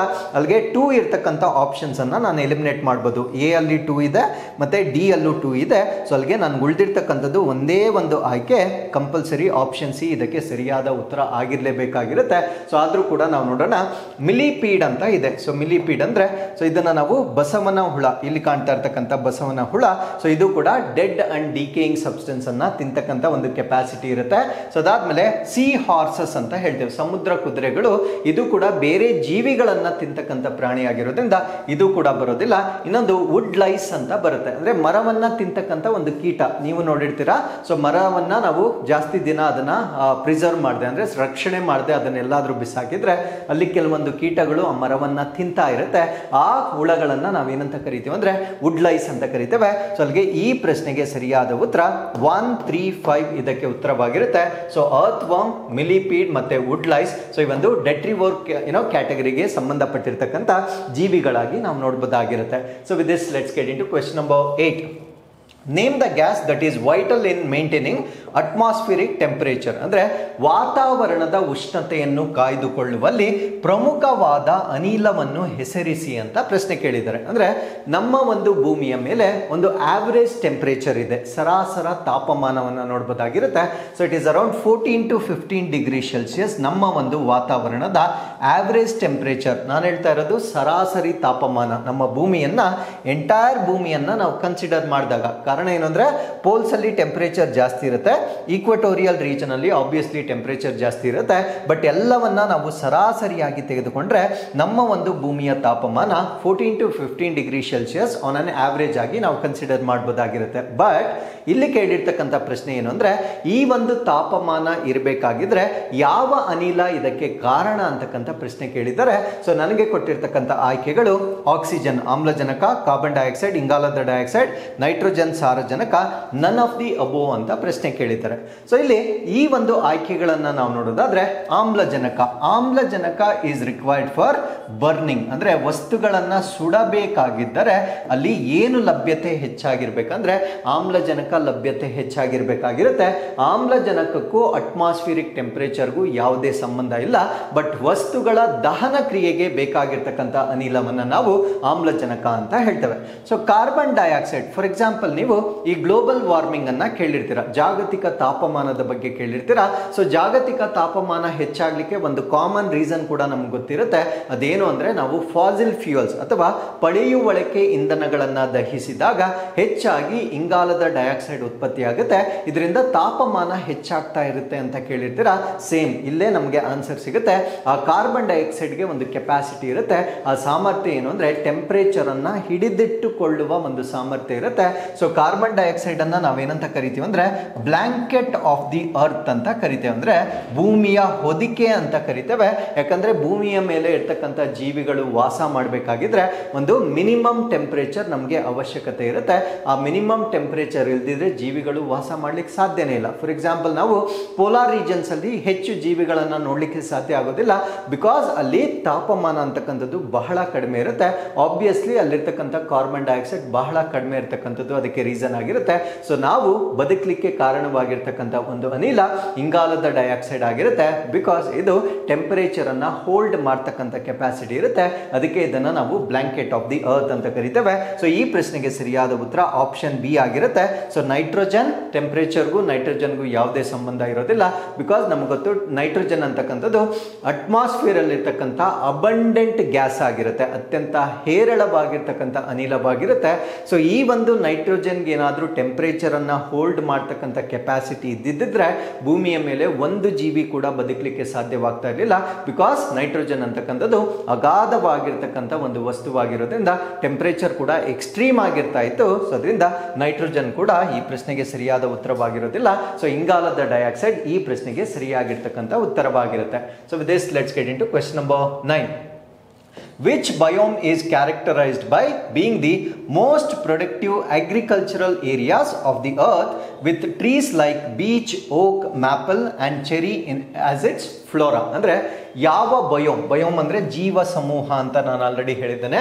ಯಾವ ಜೀವ ಸಮೂಹ ಭೂಮಿಯ ಅತ್ಯಂತ ಉತ್ಪಾದಕ ಕೃಷಿ ಪ್ರದೇಶಗಳಾಗಿದ್ದು ಬೀಚ್, ಓಕ್, ಮೇಪಲ್ ಮತ್ತೆ ಚೆರ್ರಿ ಮುಂತಾದ ಮರಗಳು ಅದರ ಸಸ್ಯ ವರ್ಗಗಳಲ್ಲಿದ್ದಾವೆ. ಸೊ ಇದು ಈ ಒಂದು ಟೆರೆಸ್ಟ್ರಿಯಲ್ ಇಕೋಸಿಸ್ಟಮ್, ಭೂ ಪರಿಸರ ವ್ಯವಸ್ಥೆಯಲ್ಲಿ ನಾವು ಓದ್ತಕ್ಕಂಥದ್ದು.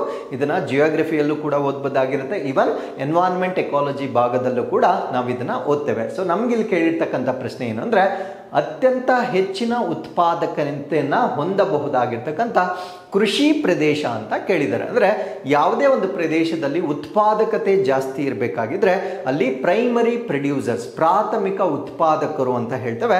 ವೆರಿ ಸಿಂಪಲ್ ಆಗಿ ಹೇಳೋದಾದ್ರೆ ಅಲ್ಲಿರ್ತಕ್ಕಂಥ ವೆಜಿಟೇಷನ್ ಅಥವಾ ಸಸ್ಯ ವರ್ಗ ಎಲ್ಲಿ ಹೇರಳವಾಗಿರುತ್ತೆ ಅದನ್ನ ಹೈಯೆಸ್ಟ್ ಪ್ರೊಡಕ್ಟಿವಿಟಿ ಅಂತ ನಾವು ಕನ್ಸಿಡರ್ ಮಾಡಬಹುದಾಗಿರುತ್ತೆ. ಸೊ ಈ ಪ್ರಶ್ನೆಯಲ್ಲಿ ಕೇಳಿರ್ತಕ್ಕಂಥದ್ದು ಪ್ರೊಡಕ್ಟಿವಿಟಿನೂ ಜಾಸ್ತಿ ಇರಬೇಕು, ಅದ್ರ ಜೊತೆಗೆ ಅದು ಕೃಷಿಗೂ ಕೂಡ ಸಪೋರ್ಟ್ ಆಗಬೇಕು. ಆ ರೀತಿಯಾಗಿರ್ತಕ್ಕಂಥ ಬಯೋಮ್ ಯಾವುದು ಅಂತ ನಮಗೆ ಪ್ರಶ್ನೆ ಕೇಳಿದ್ದಾರೆ. ಸೊ ಈ ಕೀವರ್ಡ್ ಅನ್ನ ಮನಸ್ಸಲ್ಲಿ ಇಟ್ಕೊಂಡು ನೀವು ಆನ್ಸರ್ ಮಾಡಬೇಕಾಗಿರುತ್ತೆ. ಈಗ ಆಪ್ಷನ್ಸ್ ಅನ್ನ ನಾವು ನೋಡ್ತಾ ಬರೋಣ. ಮೊದಲನೇದನ್ನು ನಾವು ಟುಂಡ್ರಾ ಫಾರೆಸ್ಟ್ ಅಂತ ಹೇಳ್ತೇವೆ. ನಮಗೆ ಗೊತ್ತು ಟುಂಡ್ರಾ ಅಂತಕ್ಕಂಥದ್ದು ನಮ್ಮ ಪೋಲಾರ್ ರೀಜನ್ಸ್ಗೆ ಹತ್ತಿರವಾಗಿರ್ತಕ್ಕಂಥ ಒಂದು ವೆಜಿಟೇಷನ್ ಅನ್ನು ನಾವು ಟುಂಡ್ರಾ ಅಂತ ಹೇಳ್ತೇವೆ. ಸೊ ಇಲ್ಲಿರ್ತಕ್ಕಂಥ ಒಂದು ವೆಜಿಟೇಷನ್ ತುಂಬಾ ವಿರಳವಾಗಿರುತ್ತೆ, ಅಂದ್ರೆ ತುಂಬಾ ಸ್ಪೇಷಿಯಸ್ ಆಗಿರುತ್ತೆ. ಯಾಕಂದ್ರೆ ಪೋಲಾರ್ ರೀಜನ್ಸ್ ಅಲ್ಲಿ ಅಷ್ಟಾಗಿ ಸೂರ್ಯನ ಬೆಳಕು ಬೀಳದೇ ಇರುವ ಕಾರಣದಿಂದ ಅಲ್ಲಿ ಹೆಚ್ಚಿನ ಅಥವಾ ದಟ್ಟವಾಗಿರ್ತಕ್ಕಂಥ ಸಸ್ಯವರ್ಗವನ್ನು ನಾವು ನೋಡ್ಲಿಕ್ಕೆ ಆಗೋದಿಲ್ಲ. ಅದ್ರ ಜೊತೆ ಅಲ್ಲಿರ್ತಕ್ಕಂಥ ಪ್ರದೇಶದ ಮಣ್ಣು ಅಷ್ಟಾಗಿ ಫಲವತ್ತತೆಯನ್ನ ಹೊಂದದೇ ಇರುವ ಕಾರಣದಿಂದ ಅದು ಕೃಷಿ ಅಥವಾ ಅಗ್ರಿಕಲ್ಚರ್ಗೆ ಸೂಟಬಲ್ ಆಗಿರೋದಿಲ್ಲ. ಸೊ ಅಲ್ಲಿಗೆ ಫಸ್ಟ್ ಆಪ್ಷನ್ ಅನ್ನ ನಾವು ರಾಂಗ್ ಅಂತ ಡಿಕ್ಲೇರ್ ಮಾಡಬಹುದಾಗಿರುತ್ತೆ. ಸೊ ನೆಕ್ಸ್ಟ್ ಬರುತ್ತೆ ತೈಗಾ ಅಂತ ಬರುತ್ತೆ. ಇವನ್ ತೈಗಾದಲ್ಲೂ ಕೂಡ ಸಾಯಿಲ್ ಫರ್ಟಿಲಿಟಿ ಅಂತಕ್ಕಂಥದ್ದು ಬಹಳ ಕಡಿಮೆ ಇರುತ್ತೆ. For example you can see it in Canada, Alaska, ಈ ಒಂದು ಗ್ರೀನ್ಲ್ಯಾಂಡ್, ಈ ಒಂದು ಪ್ರದೇಶಗಳಲ್ಲಿ ನಾವು ತೈಗಾವನ್ನ ನೋಡಬಹುದಾಗಿರುತ್ತೆ. ಸೊ ಇಲ್ಲಿ ಕೋನಿಫೆರಸ್ ಫಾರೆಸ್ಟ್ ಗಳನ್ನ ನಾವು ಹೆಚ್ಚಾಗಿ ನೋಡಬಹುದಾಗಿರುತ್ತೆ. ಬಟ್ ಇಲ್ಲಿರ್ತಕ್ಕಂಥ ಸಾಯಿಲ್ ತುಂಬಾ ಫರ್ಟಿಲಿಟಿ ಅಥವಾ ಫಲವತ್ತತೆಯಲ್ಲಿ ಕಡಿಮೆ ಇರುವ ಕಾರಣದಿಂದ ಸೊ ಇದು ಕೂಡ ಕೃಷಿಗೆ ಅಷ್ಟು ಯೋಗ್ಯವಲ್ಲದ ಒಂದು ಪ್ರದೇಶವಾಗಿ ನಾವು ನೋಡಬಹುದಾಗಿರುತ್ತೆ. ಸೊ ನೆಕ್ಸ್ಟ್ ಬರುತ್ತೆ ಟೆಂಪರೇಟ್ ಡೆಸಿಡಿಯಸ್ ಫಾರೆಸ್ಟ್ ಅಂತ ಹೇಳ್ತೇವೆ. ಅಂದ್ರೆ ಸಮಶೀತೋಷ್ಣ ಪತನಶೀಲ ಕಾಡು ಅಂತ ಹೇಳ್ತೇವೆ. ಸೊ ಈ ಒಂದು ಸಮಶೀತೋಷ್ಣ ಪತನಶೀಲ ಕಾಡು ಈ ಪ್ರದೇಶದಲ್ಲಿ ಸೂರ್ಯನ ಬೆಳಕು ಕೂಡ ಚೆನ್ನಾಗಿರುತ್ತೆ. ಅದ್ರ ಜೊತೆಗೆ ಇಲ್ಲಿರ್ತಕ್ಕಂಥ ಮಣ್ಣು ಫರ್ಟೈಲ್ ಆಗಿರುತ್ತೆ, ಅಂದ್ರೆ ಫಲವತ್ತಾಗಿರುತ್ತೆ. ಸೊ ಯಾವಾಗ ಮಣ್ಣು ಫಲವತ್ತಾಗಿರುತ್ತೆ, ಸೂರ್ಯನ ಬೆಳಕು ಚೆನ್ನಾಗಿ ಬೀಳುತ್ತೆ, ಆಬ್ವಿಯಸ್ಲಿ ಅದು ಕೃಷಿಗೆ ತುಂಬಾ ಯೋಗ್ಯವಾಗಿರುತ್ತೆ. ಅಂಡ್ ಯಾವಾಗ ಪ್ಲಾಂಟ್ಸ್ ಜಾಸ್ತಿ ಇರುತ್ತೆ ಅಲ್ಲಿರ್ತಕ್ಕಂಥ ಪ್ರೊಡಕ್ಟಿವಿಟಿ ಅಥವಾ ಉತ್ಪಾದಕತೆ ಕೂಡ ಹೆಚ್ಚಾಗಿರ್ತಕ್ಕಂಥ ಒಂದು ಭಾಗವಾಗಿರುತ್ತೆ. ಸೊ ಪ್ರಾಬಬಲಿ ಆಪ್ಷನ್ ಸಿ ಇದಕ್ಕೆ ಸರಿಯಾದ ಉತ್ತರವಾಗಿರುತ್ತೆ. ಸೊ ನೆಕ್ಸ್ಟ್ ಆಪ್ಷನ್ ನೋಡೋಣ. ಟ್ರಾಪಿಕಲ್ ರೈನ್ ಫಾರೆಸ್ಟ್ ಅಂತ ಕೊಟ್ಟಿದ್ದಾರೆ, ಅಂದ್ರೆ ಉಷ್ಣವಲಯದ ಮಳೆ ಕಾಡು ಅಂತ ಕೊಟ್ಟಿದ್ದಾರೆ.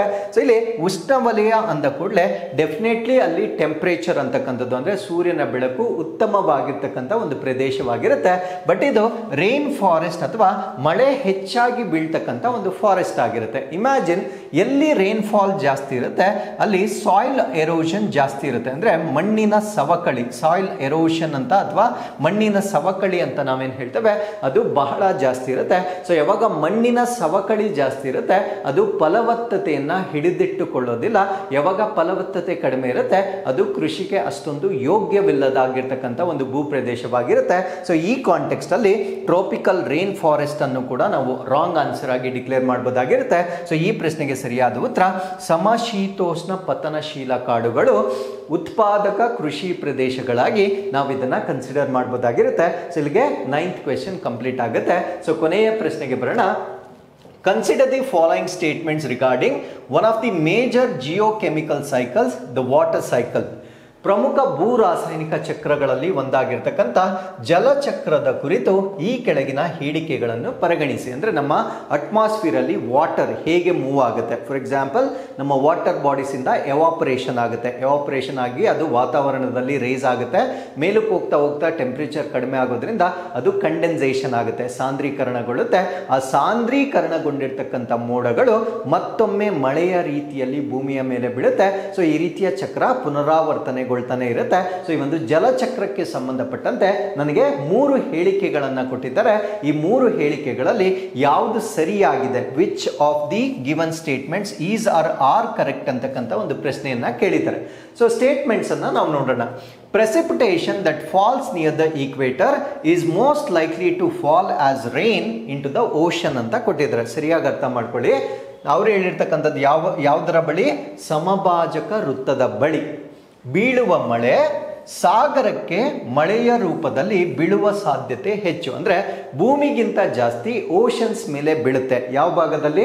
ಈಕ್ವೇಟರ್ ಅಥವಾ ಸಮಭಾಜಕ ವೃತ್ತದಲ್ಲಿ ಅಂತ ಹೇಳ್ತಾ ಇದ್ದಾರೆ. ಸೊ ಇದಕ್ಕೆ ಎಕ್ಸ್ಪ್ಲನೇಷನ್ ಅನ್ನ ನಾನು ಮುಂದೆ ಕೊಡ್ತೇನೆ. ಅದಾದ್ಮೇಲೆ ಹೇಳ್ತಾರೆ water vapour is greenhouse gas ಅಂತ ಹೇಳ್ತಾರೆ. ಅಂದ್ರೆ ನೀರಿನ ಆವಿ ಅಂತಕ್ಕಂಥದ್ದು ಹಸಿರು ಮನೆ ಅನಿಲವಾಗಿದ್ದು that helps to regulate temperature of the earth's atmosphere. ಅಂದ್ರೆ ಭೂಮಿಯ ವಾಯುಗೋಳದ ತಾಪಮಾನವನ್ನ ನಿಯಂತ್ರಣ ಮಾಡಲಿಕ್ಕೆ ನೀರಿನ ಆವಿ ಸಹಾಯ ಮಾಡುತ್ತೆ ಅಂತ ಕೊಟ್ಟಿದ್ದಾರೆ. ಸೊ ಇದನ್ನು ಕೂಡ ನಾನು ಮುಂದೆ ಡಿಸ್ಕಸ್ ಮಾಡ್ತೇನೆ. ನೆಕ್ಸ್ಟ್ ಗ್ಲೋಬಲಿ ಅಂದ್ರೆ ಜಾಗತಿಕವಾಗಿ ಪ್ರಿಸಿಪಿಟೇಷನ್ ಫಾರ್ ಎಕ್ಸೀಡ್ಸ್ ಇವಾಪರೇಷನ್ ಅಂತ ಹೇಳ್ತಾ ಇದ್ದಾರೆ. ಅಂದ್ರೆ ಜಾಗತಿಕವಾಗಿ ಮಳೆಯ ಪ್ರಮಾಣ ಆವಿಯಾಗುವ ಪ್ರಮಾಣಕ್ಕಿಂತ ಜಾಸ್ತಿ ಅಂತ ಒಂದು ಸ್ಟೇಟ್ಮೆಂಟ್ ಅನ್ನ ಕೊಟ್ಟಿದ್ದಾರೆ. ಈ 3 ಸ್ಟೇಟ್ಮೆಂಟ್ಸ್ಗೆ ಸಂಬಂಧಪಟ್ಟಂತೆ ಈಗ ಎಕ್ಸ್ಪ್ಲನೇಷನ್ ಅನ್ನ ನೋಡೋಣ. ಮೊದಲನೇ ಸ್ಟೇಟ್ಮೆಂಟ್ ಏನು ಅಂದ್ರೆ ಈ ಈಕ್ವಟೋರಿಯಲ್ ರೀಜನ್ ಅಲ್ಲಿ ಮಳೆ ಏನಾಗುತ್ತೆ ಅದು ಓಷನ್ಸ್ ಮೇಲೆ ಹೆಚ್ಚಾಗುತ್ತೆ ಅಂತ ಪ್ರಶ್ನೆ ಕೇಳಿದ್ದಾರೆ. ಸೊ ಇಲ್ಲಿ ನೀವು ಸಮಭಾಜಕ ರೇಖೆ ಅಥವಾ ಈಕ್ವಟೋರಿಯಲ್ ಲೈನ್ ಅನ್ನ ನಾವಿಲ್ಲಿ ನೋಡಬಹುದಾಗಿರುತ್ತೆ. ಸೊ ಈ ಲೈನ್ ಅನ್ನ ನೋಡಿದ್ರೇನೆ ಗೊತ್ತಾಗುತ್ತೆ. ಸೊ ಇದು ವಾಟರ್ ಬಾಡಿ, ಇದು ಲ್ಯಾಂಡ್ ಬಾಡಿ, ಮತ್ತೆ ವಾಟರ್ ಬಾಡಿ. ಸೊ ಇದು ವಾಟರ್ ಬಾಡಿ ಆಗಿರುತ್ತೆ. ಸೊ ಲ್ಯಾಂಡ್ ಮಾಸ್ಗೆ ಕಂಪೇರ್ ಮಾಡಿಕೊಂಡಾಗ ವಾಟರ್ ಬಾಡಿ ಬಹಳ ಜಾಸ್ತಿ ಇರುತ್ತೆ.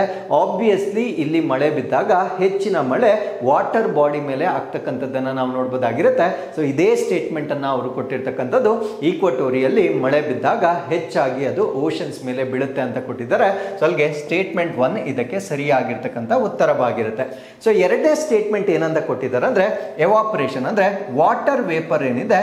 ಸೊ ಇದು most effective green house gas ಅಂತ ಹೇಳ್ತಾರೆ. ಅಂದ್ರೆ ಈ ಹಸಿರು ಮನೆ ಅನಿಲಗಳಲ್ಲಿ ಅತಿ ಹೆಚ್ಚಿನ ಪೊಟೆನ್ಷಿಯಲ್ ಅಥವಾ ಶಾಖವನ್ನ ಟ್ರ್ಯಾಪ್ ಮಾಡತಕ್ಕಂಥ ಒಂದು ಸಾಮರ್ಥ್ಯ ಇರ್ತಕ್ಕಂಥದ್ದು ವಾಟರ್ ವೇಪರ್, ನೀರಿನ ಆವಿಗೆ ಇರುತ್ತೆ. ಸೊ ಅದರಿಂದ ಸ್ಟೇಟ್ಮೆಂಟ್ 2 ಕೂಡ ಕರೆಕ್ಟ್ ಆಗಿರುತ್ತೆ. ಸೊ ಯಾವಾಗ ನೀರಿನ ಆವಿ ಟೆಂಪರೇಚರ್ ಅನ್ನ ಹಿಡಿದಿಟ್ಕೊಳ್ತಕ್ಕಂಥ ಸಾಮರ್ಥ್ಯ ಇರುತ್ತೆ, ಆಬ್ವಿಯಸ್ಲಿ ಅದು ವಾತಾವರಣದ ಒಂದು ತಾಪಮಾನವನ್ನ ಕೂಡ ನಿಯಂತ್ರಣ ಮಾಡ್ತಕ್ಕಂಥ ಒಂದು ಕೆಪಾಸಿಟಿ ಇರುತ್ತೆ. ಅಲ್ಲಿಗೆ ಆಪ್ಷನ್ 2 ಕೂಡ ಕರೆಕ್ಟ್ ಆಗಿರುತ್ತೆ. ಸೊ ಮೂರನೇ ಆಪ್ಷನ್ಗೆ ಬರೋಣ. ಮೂರನೇ ಆಪ್ಷನ್ ಅವ್ರು ಹೇಳಿರ್ತಕ್ಕಂಥದ್ದು ಗ್ಲೋಬಲಿ ಅಂದ್ರೆ ಎಂಟೈರ್ ಗ್ಲೋಬ್ ಅನ್ನ ನಾವು ಕನ್ಸಿಡರ್ ಮಾಡಿದಾಗ ಪ್ರೆಸಿಪಿಟೇಷನ್ ಅಂತಕ್ಕಂಥದ್ದು ಎವಾಪರೇಷನ್ ಗಿಂತ ಜಾಸ್ತಿ ಅಂತ ಹೇಳ್ತಾ ಇದೆ. ಸೊ ಇದನ್ನ ನಾವು ಕಾಮನ್ ಸೆನ್ಸ್ ನಿಂದ ಆನ್ಸರ್ ಮಾಡಬಹುದಾಗಿರುತ್ತೆ. ಇವಾಗ ಪ್ರೆಸಿಪಿಟೇಷನ್ ಮಳೆ ಅಂದ್ರೆ ಏನು? ಮಳೆ ಆಗ್ಬೇಕಾಗಿದ್ರೆ ಏನಾಗಬೇಕು? ಎವಾಪರೇಷನ್ ಆಗಬೇಕು. ಅಂದ್ರೆ ಏನು ಎವಾಪರೇಷನ್ ಆಗಿರುತ್ತೆ ಆ ಎವಾಪರೇಷನ್ ಆಗಿರೋದೇ ಅಲ್ಟಿಮೇಟ್ಲಿ ಏನಾಗಿ ಬೀಳುತ್ತೆ ಅಂದ್ರೆ ಮಳೆಯ ರೂಪದಲ್ಲಿ ಬೀಳುತ್ತೆ. ಅಲ್ಲಿಗೆ ಮಳೆ ಬರಬೇಕಾಗಿದ್ರೆ ಕಂಪಲ್ಸರಿ ಏನಾಗಿರ್ಲೇಬೇಕು? ಎವಾಪರೇಷನ್ ಆಗಿರ್ಲೇಬೇಕು. ಅಲ್ಲಿಗೆ ಎವಾಪರೇಷನ್ ಜಾಸ್ತಿ ಇರಬೇಕು, ಪ್ರೆಸಿಪಿಟೇಷನ್ ಕಡಿಮೆ ಇರಬೇಕಾಗಿರುತ್ತೆ. ಸೊ ಇದನ್ನ ಅವರು ರಿವರ್ಸ್ ಕೊಟ್ಟಿದ್ದಾರೆ. ಯಾಕಂದ್ರೆ ಎವಾಪರೇಷನ್ ಗಿಂತ ಜಾಸ್ತಿ ಮಳೆ ಆಗಕ್ಕೆ ಸಾಧ್ಯ ಇಲ್ಲ. ಸೊ ಮಳೆಗಿಂತ ಎವಾಪರೇಷನ್ ಆಗಿದ್ದಕ್ಕಿಂತ ಕಡಿಮೆ ಮಳೆ ಆಗ್ತಕ್ಕಂಥ ಸಾಧ್ಯತೆ ಇರುತ್ತೆ. ಬಟ್ ಎವಾಪರೇಷನ್ ಗಿಂತ ಜಾಸ್ತಿ ಮಳೆ ಆಗ್ಲಿಕ್ಕಂತೂ ಸಾಧ್ಯನೇ ಇರೋದಿಲ್ಲ. ಸೊ ಇವ್ರೇನ್ ಸ್ಟೇಟ್ಮೆಂಟ್ ಅಲ್ಲಿ ಕೊಟ್ಟಿದ್ದಾರೆ ಅಂದ್ರೆ ಜಾಗತಿಕವಾಗಿ ಎವಾಪರೇಷನ್ ಗಿಂತ ಮಳೆ ಜಾಸ್ತಿ ಆಗುತ್ತೆ ಅಂತ ಹೇಳಿಕೆ ಕೊಟ್ಟಿದ್ದಾರೆ. ಸೊ ಈ ಕಾಂಟೆಕ್ಸ್ಟ್ ನಲ್ಲಿ ಥರ್ಡ್ ಸ್ಟೇಟ್ಮೆಂಟ್ ಅನ್ನ ನಾವು ರಾಂಗ್ ಅಂತ ಡಿಕ್ಲೇರ್ ಮಾಡಬಹುದಾಗಿರುತ್ತೆ. ಸೊ ಈ ಪ್ರಶ್ನೆಗೆ ನಾನು ಆನ್ಸರ್ ಅನ್ನ ಹೇಳೋದಕ್ಕಿಂತ ಮುಂಚೆ ಇನ್ನೊಂದು ಇನ್ಫಾರ್ಮೇಶನ್ ಅನ್ನ ನೀವು ತಿಳ್ಕೊಳ್ಬೇಕಾಗಿರುತ್ತೆ. ಸೊ ಇಲ್ಲಿ ನೋಡಿ, ಓಷನ್ ಮಾಸ್ ಮತ್ತೆ ಲ್ಯಾಂಡ್ ಮಾಸ್ ಎರಡು ಕಡೆ ಮಳೆ ಹೇಗಾಗುತ್ತೆ ಅನ್ನೋದ್ರ ಬಗ್ಗೆ ಒಂದು ಸ್ಮಾಲ್ ಇನ್ಫಾರ್ಮೇಶನ್ ಅನ್ನ ನಾನು ಕೊಟ್ಟಿರ್ತೇನೆ. ಸೊ ಓಷನ್ಸ್ ಅಲ್ಲಿ ಜಾಸ್ತಿ ಆಗೋದು ಎವಾಪರೇಷನ್. ಆಬ್ವಿಯಸ್ಲಿ ಓಷನ್ಸ್ ಅಲ್ಲಿ ನೀರು ಜಾಸ್ತಿ ಇರುತ್ತೆ, ಲ್ಯಾಂಡ್ ಅಫ್ ಕೋರ್ಸ್ ಅಲ್ಲಿ ಇರೋದೇ ಇಲ್ಲ. ಸೊ ಅದರಿಂದ ಎವಾಪರೇಷನ್ ಜಾಸ್ತಿ ಆಗುತ್ತೆ ಅಂದ್ರೆ ಆವಿ ಆಗೋಕೆ ಬಹಳ ಹೆಚ್ಚಾಗಿರುತ್ತೆ.